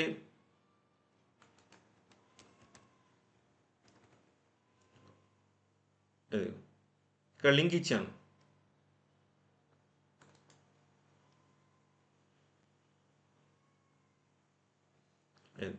సో ఇందులో just click on download. So ఈ డౌన్లోడ్లో ఇక్కడ డౌన్ ఎరో క్లిక్ చేస్తే ఇవన్నీ డిఫరెంట్ వెర్షన్స్ ఉన్నాయి. ఇందులో అట్ ప్రెజెంట్ కరెంట్ 25.6.1 అని ఉంది. డోంట్ డౌన్లోడ్ దీన్ని మాత్రం డౌన్లోడ్ చేసుకోవద్దు, ఎందుకంటే LTS వెర్షన్స్ మాత్రమే డౌన్లోడ్ చేసుకోవాలి ఎప్పుడైనా సరే. సో వెర్షన్ 24.13.1 కానీ 22.20.0 కానీ LTS, ఇంకా ఓల్డ్ వెర్షన్స్ కావాలంటే ఇవి కూడా డౌన్లోడ్ చేసుకోవచ్చు. ఏ వెర్షన్ అయినా సరే LTS వెర్షన్ మాత్రమే డౌన్లోడ్ చేసుకోండి. ఓకే. సో ఇక్కడ ఈ వెర్షన్ సెలెక్ట్ చేసుకున్న తర్వాత just click on this Windows. ఈ విండోస్ ఇన్స్టాల్ మీద క్లిక్ చేయండి. సే ఫర్ ఎగ్జాంపుల్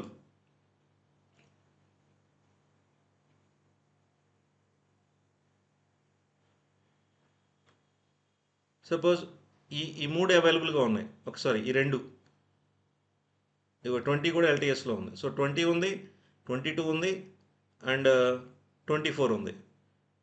సో ఇక్కడ ఒక చిన్న ఇంపార్టెంట్ పాయింట్ ఉంది, ఏంటంటే ఎన్ని LTS వెర్షన్స్ ఉన్నాయనేది ఇంపార్టెంట్ కాదు. ఓకే. డిప్లాయ్మెంట్ ప్రొడక్షన్ లెవెల్లో మన అప్లికేషన్ రియల్ టైంలో డెవలప్ చేసిన తర్వాత మనం క్లౌడ్లో కానీ ఎక్కడైతే మనం డిప్లాయ్ చేస్తున్నామో ఈ అప్లికేషన్ని రియల్ టైంలో, ఆ డిప్లాయ్ చేసేటువంటి సర్వర్స్ యూస్ చేసేటువంటి వెర్షన్ ఏంటి, అది చాలా ఇంపార్టెంట్. ఇది ఓపెన్ సోర్స్ ఫ్రీ కాబట్టి మ్యాక్సిమం ఏమవుతుందంటే ఎల్టీఎస్ వెర్షన్స్ రిలీజ్ అవ్వగానే మార్కెట్లో అన్ని ప్రొడక్షన్ సర్వర్స్ కూడా ఈ ప్లాట్ఫామ్ని అప్డేట్ చేసుకుంటూ ఉంటాయి. పెయిడ్ వాటికి అయితే ప్రాబ్లం అవుతుంది కానీ ఓపెన్ సోర్స్ వాటికి ఆ ప్రాబ్లం లేదు. కాబట్టి మ్యాక్సిమం ఇప్పుడు మనం 20.20.0ను ఉపయోగించి కనుక మనం ఒక అప్లికేషన్ డిజైన్ చేస్తే దీన్ని మన లోకల్ సిస్టంలో మన లోకల్ నోడ్ మీద డెవలప్ చేస్తున్నాం. కానీ దీన్ని రియల్ టైంలో డిప్లాయ్ చేసేటప్పుడు ఆ డిప్లాయ్ చేసే సర్వర్లో మనం ఏ వెర్షన్ ఉపయోగించి డెవలప్ చేసామో అదే వెర్షన్ ఉండాలి అక్కడ. That is very important. కాబట్టి అట్ ప్రెజెంట్ రైట్ నో మనం సర్వర్స్ ఏ పర్టికులర్ వెర్షన్ యూస్ చేస్తున్నాయి అనేది తెలుసుకుని దాని ప్రకారం డెవలప్ చేయడం మంచిది. దానికోసం ఏం చేయాలి మనం? సింపుల్ ఎగ్జాంపుల్ అయితే రేపు చూపిస్తాను అది.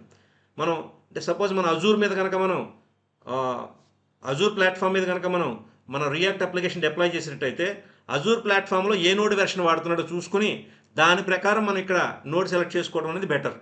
ఓకే, అది important point. So for example ఇప్పుడు 20 కానీ 22 కానీ ఇది సెలెక్ట్ చేసుకున్నాం. ఫర్ ఎగ్జాంపుల్ ఇది సెలెక్ట్ చేసుకున్నాం. Which operating system? Windows. So ఇక్కడికి వచ్చి ఇదిగోండి విండోస్ ఇన్స్టాలర్ ఎంఎస్ఐ, ఇదిగోండి నోడ్ వెర్షన్ 20.20.0 -x64.msi. సో దీన్ని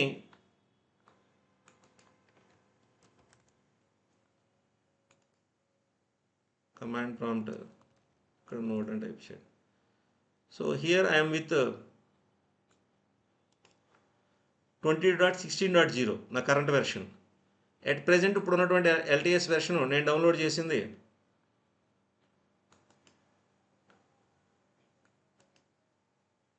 ఇది, రైట్. సో దీన్ని ఓపెన్ ఫైల్ అనండి.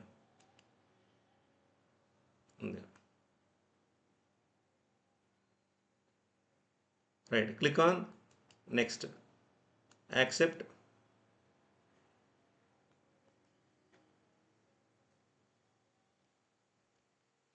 ఇది నేను ప్రెజెంట్ రన్నింగ్ దాని ప్రాంప్ట్ క్లోజ్ చేశాను. Click on next. సి డ్రైవ్లో ప్రోగ్రామ్ ఫైల్స్ నోడ్ జేఎస్లో ఇన్స్టాల్ అవుతుంది. నెక్స్ట్, ఇక్కడ మోస్ట్ ఇంపార్టెంట్ ఇది మీరు చూడాల్సింది నోడ్ జేఎస్ రన్ టైమ్. ఎందుకంటే వాట్ ఈజ్ నోడ్ జేఎస్? ఇది కూడా ఒక important interview question. It is a development platform. Node JS is a development platform or it is A execution engine. Okay, ఇది ఒక execution engine. ఇది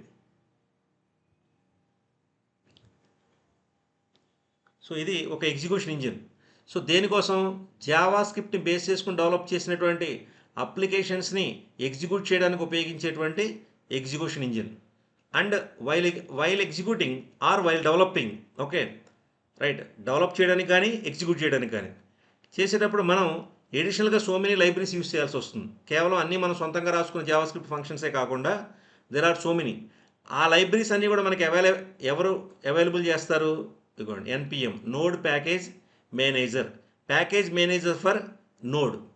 so దీని ద్వారా మనం ఏం చేస్తాం? మనకు కావాల్సినటువంటి డిఫరెంట్ ప్రీడిఫైన్డ్ ఆల్రెడీ డెవలప్ చేసినటువంటి జావా స్క్రిప్ట్ లైబ్రరీస్ని మనం డౌన్లోడ్ చేసుకుంటాం మన ప్రాజెక్ట్లోకి. Okay, not only download, upgrade చేసుకోవచ్చు, రిమూవ్ చేయొచ్చు, అన్నీ చేయొచ్చు. అందుకే నోడ్ ప్యాకేజ్ మేనేజర్ అంటారు. మేనేజర్ అంటే కొత్తది డౌన్లోడ్ చేసుకోవడం కానీ, ఉన్నది రిమూవ్ చేయడం కానీ, లేక ఉన్నదాని యొక్క వెర్షన్ అప్గ్రేడ్ చేయడం కానీ ఏదైనా చేయొచ్చు. నెక్స్ట్ అట్లాగే ఇక్కడ యాడ్ టు పాత్ అని ఉంది. ఇది కూడా చాలా important.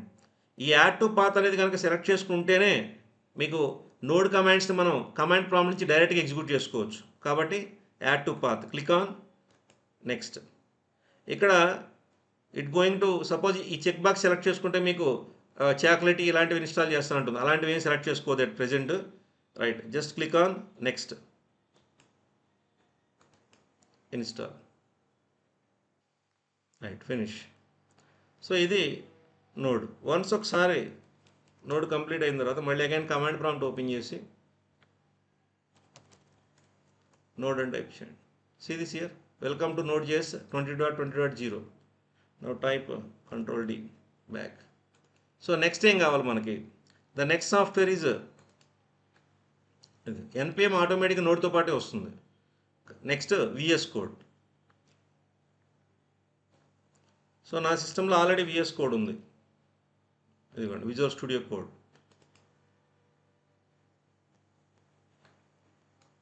Okay, in case VS code కావాలనుకున్నట్టయితే just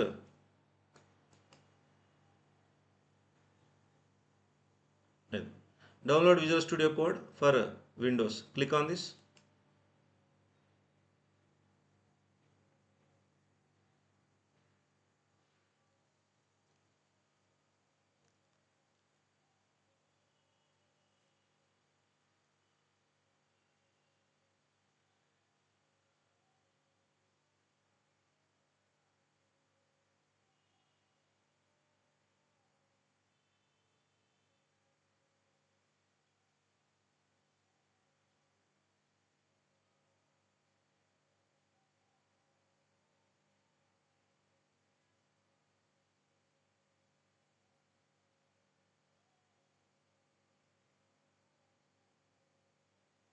Now open file, accept the agreement, click on next.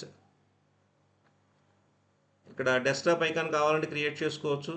అట్లాగే కొన్ని డిఫాల్ట్ మనం మౌస్తో రైట్ క్లిక్ చేసినప్పుడు ఓకే ఆ రైట్ క్లిక్ చేసిన కాంటెక్స్ట్ మెనూలో ఓపెన్ విత్ కోడ్ అనే ఆప్షన్ మనకు కావాలనుకున్నట్టయితే ఓకే నో ప్రాబ్లం, జస్ట్ ఇది చెక్ చేసుకోండి, ప్రాబ్లం లేదు. కావాలంటే డెస్క్టాప్ ఐకాన్ కూడా ఒకటి క్రియేట్ చేసుకోండి, నో ఇష్యూస్. ఈ యాడ్ టు పాత్ అనేది మాత్రం మ్యాండేటరీ.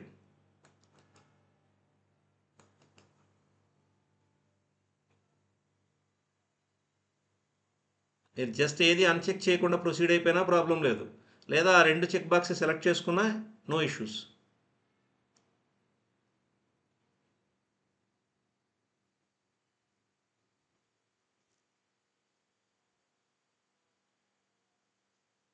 ఈ పేరు ఒకటి గుర్తుపెట్టుకోండి, code.exe, ఇది ఇంపార్టెంట్ మనకి ఆ పేరు.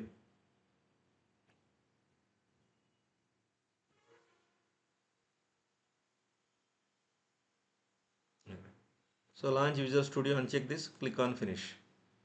So the required 2 softwares are installed successfully. Visual Studio Code.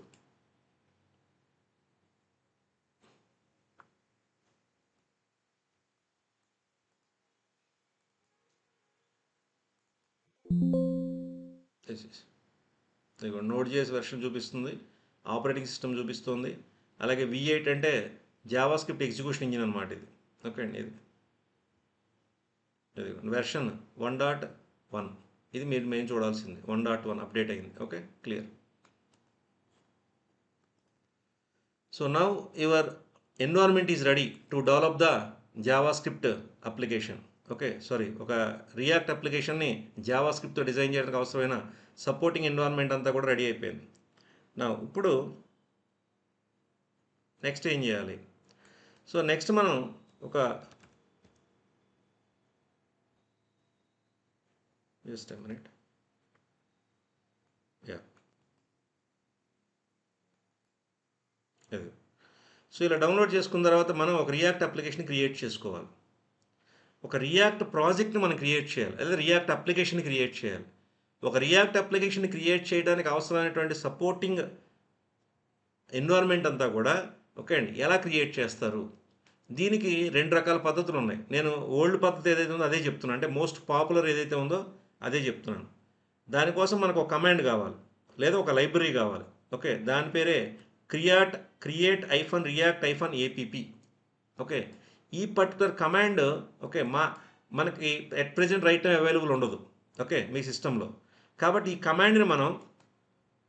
కమాండ్ని okay మనం డౌన్లోడ్ చేసుకోవాలి. ఎలా డౌన్లోడ్ చేసుకుంటాం? npm ద్వారా దీన్ని డౌన్లోడ్ చేసుకోవచ్చు. Open the command prompt and type the command npm space install space -g. G అంటే గ్లోబల్ అని, అంటే ఈ కమాండ్ మన సిస్టంలో ఎక్కడి నుంచి అయినా సరే అవైలబుల్ అవ్వాలి అనుకున్నట్టయితే -g అనేది యూజ్ చేయాలి. Okay, once instance is completed, move to the folder or a drive where you want to create a React application. So create React application to test using the following command. So ఇక్కడ at present నేను వీటి గురించి డీటెయిల్గా explain చేయటం లేదు, but చూపిస్తాను చూడండి.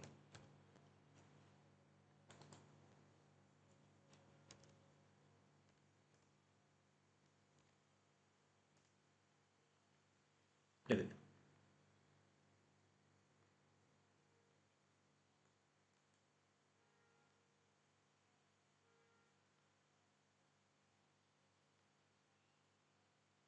So రకరకాలుగా మనం క్రియేట్ చేయొచ్చు, రకరకాల ఆప్షన్స్ ఉంటాయి. బట్ ఇవన్నీ కూడా మనం ఫస్ట్ ఏదైనా ఒక ఆప్షన్ని బేస్ చేసుకుని నేర్చుకుని ఆ తర్వాత మనం మిగతావన్నీ కూడా యూస్ చేసి మిగతావన్నీ నేర్చుకోవచ్చు. ఓకే, ఇది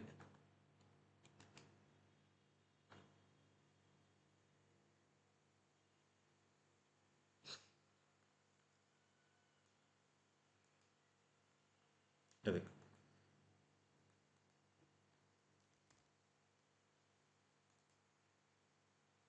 సో కమాండ్ ప్రాంప్ట్ దగ్గర మనం ఈ కమాండ్ యూస్ చేయాలి. npm space install -g create -react -app.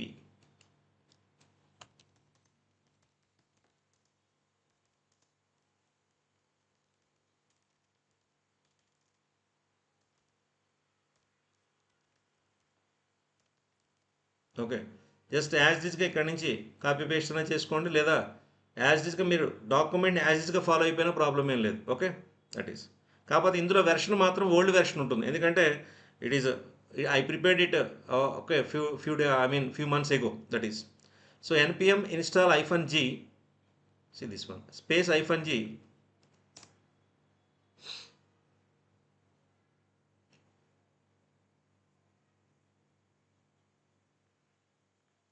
right.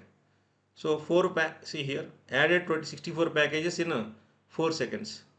So ఇక్కడ కొన్నిసార్లు ఇక్కడ చూడండి డిప్రికేటెడ్ అని వచ్చింది.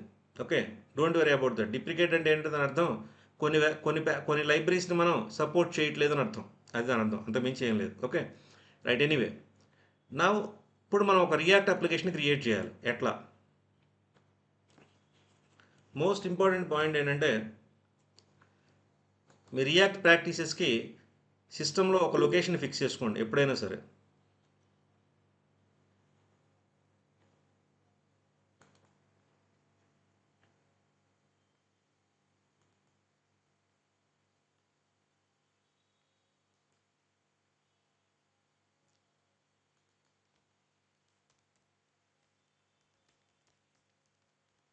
ఇక్కడ నేను ఒక ఫోల్డర్ క్రియేట్ చేశాను, మై రియాక్ట్ యాప్స్ అని. ఇది ఓకే.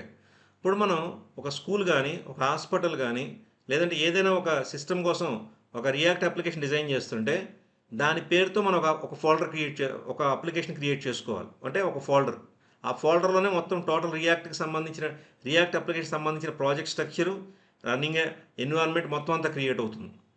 సే ఫర్ ఎగ్జాంపుల్ ఇందాక మనం న్యూస్ ఛానల్ సంబంధించింది అనుకున్నాం. ఓకే, న్యూస్ యాప్ అనుకోండి ఫర్ ఎగ్జాంపుల్ ఆ అప్లికేషన్ పేరు. ఓకే, సో ఇప్పుడు ఇక్కడ చూడండి, once installation completed move to the folder or a drive where you want to create an application. So ఇప్పుడు నేను సి డ్రైవ్లో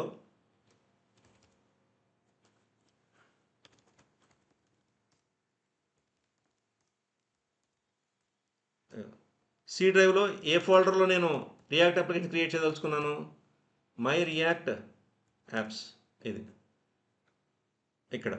right, is it clear? Hello, okay. ఇప్పుడు ఏం చేయాలంటే జాగ్రత్తగా చూడండి, ఈ ఎన్పిఎక్స్ గురించి నేను మళ్ళీ చెప్తాను, డోంట్ వరీ. ఓకే, ఇవన్నీ ఇంటర్వ్యూ క్వశ్చన్స్లో వస్తాయి. ప్లస్ ఇక్కడ ఎన్పిఎక్స్ లేకుండా కూడా చేయొచ్చు, without NPX, with NPX. Okay, ఈరోజు ప్రాక్టీస్ చేసేటప్పుడు మీకు ఎర్రర్ రాకుండా ఉండడం కోసం ఈ కమాండ్తో చెప్తున్నాను. ఇది ఇప్పుడు ఇందులో ఏం చేస్తారంటే న్యూస్ -app అని పెట్టండి, అన్ని లోయర్ కేసులోనే ఉండాలి. So NPX space create -react -app space news -app, లేదా ఐఫన్ లేకపోయినా ప్రాబ్లం ఏం లేదు. బట్ మోస్ట్ ఇంపార్టెంట్ థింగ్ ఏంటంటే అన్నీ లోయర్ కేసులో ఉండాలి. Plus enter. ఇది జాగ్రత్తగా చదవండి.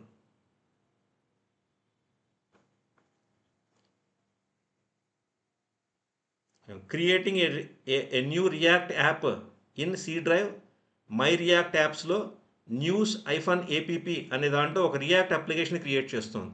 దానికోసం అది ఏం చేస్తుంది, installing the packages this my take couple of minutes. ఏమేమి ఇన్స్టాల్ చేస్తుంది చూడండి ఇక్కడ, రియాక్ట్ అనే లైబ్రరీ, రియాక్ట్ -డోమ్ అనే లైబ్రరీ, రియాక్ట్ స్క్రిప్ట్స్ అనే లైబ్రరీ, ఇట్లా డిఫరెంట్ ప్యాకేజెస్ ఇన్స్టాల్ చేస్తాం. Okay, so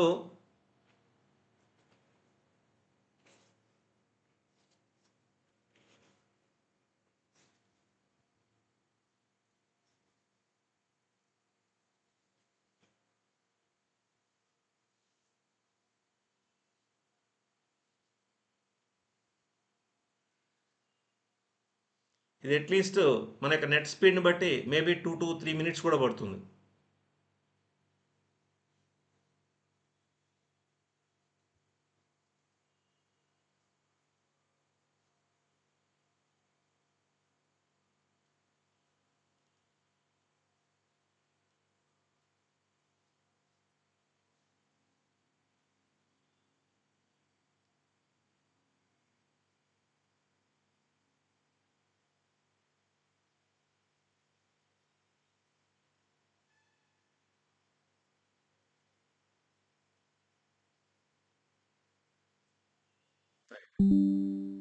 So totally, if you observe this here, see this.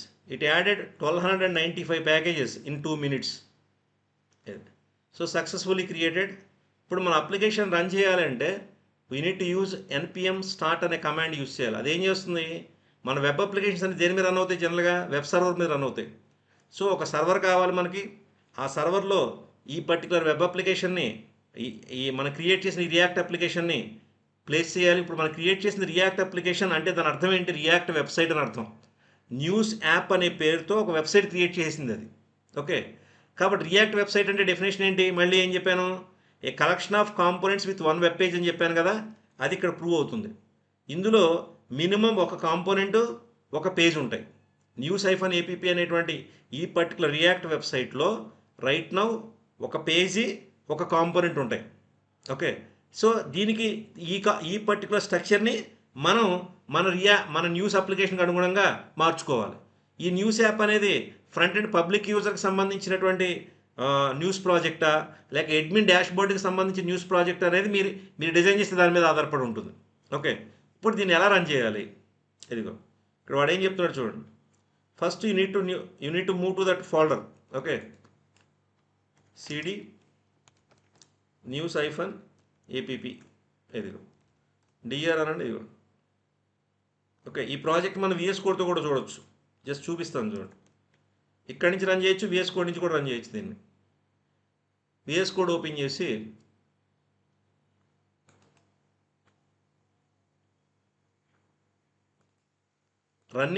Running మాత్రమే చేయాలంటే కమాండ్ ప్రాంప్ట్ నుంచి చేసేయచ్చు.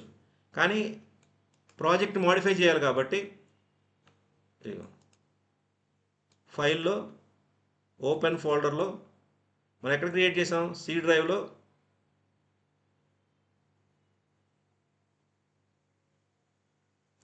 మై రియాక్ట్ యాప్స్ అనే దాంట్లో ఇదిగో న్యూస్ యాప్, ఇది సెలెక్ట్ చేసుకుని సెలెక్ట్ ఫోల్డర్ అని ఇది ట్రస్ట్, ఇది ప్రాజెక్ట్ స్ట్రక్చర్ మొత్తం. ఇప్పుడు ఇందులో నేను మీకు ఇందాక చెప్పినటువంటి SPA ప్రకారం స్ట్రక్చర్ చూపిస్తాను చూడండి. ఇవన్నీ నేను మళ్ళీ ఎక్స్ప్లెయిన్ చేస్తాను రేపు, ఎందుకంటే it takes lot of time. Source code అంతా ఇందులో ఉంటుంది. SRC అంటే సోర్స్ కోడ్. ఇదిగో index.js జావా స్క్రిప్ట్ ఫైల్, అన్నీ JS ఫైల్సే. ఓకే, మరి HTML ఫైల్ ఎక్కడుందండి, ఇదిగో index.html. ఇదే ద వెబ్సైట్ పేజ్ అనమాట, ఒకే ఒక వెబ్ పేజ్ ఇది. ఇక నో మోర్ HTML పేజెస్, ఇది ఒక్కటే. సో మరి సోర్స్ కోడ్ కాంపోనెంట్ ఎక్కడ ఉంది, ఇదిగో app.js, ఇది కాంపోనెంట్. ఫంక్షన్ app, ఇది కాంపోనెంట్. ఇప్పుడు దీన్ని రన్ చేయాలి ఎట్లా, VS కోడ్ నుంచి రన్ చేయాలనుకున్నట్టయితే కనుక గో టు వ్యూ టెర్మినల్లోకి వెళ్ళిపోండి. టెర్మినల్లో కన్ఫర్మ్ చేసుకోవాల్సింది ఏంటంటే, మనం ఇక్కడ ఈ ప్రెజెంట్ న్యూస్ యాప్ అనే ఫోల్డర్లో ఉందా లేదా ప్రాంప్ట్ అనేది చెక్ చేసుకోవాలి. చెక్ చేసుకున్న తర్వాత ఇక్కడ మనం npm start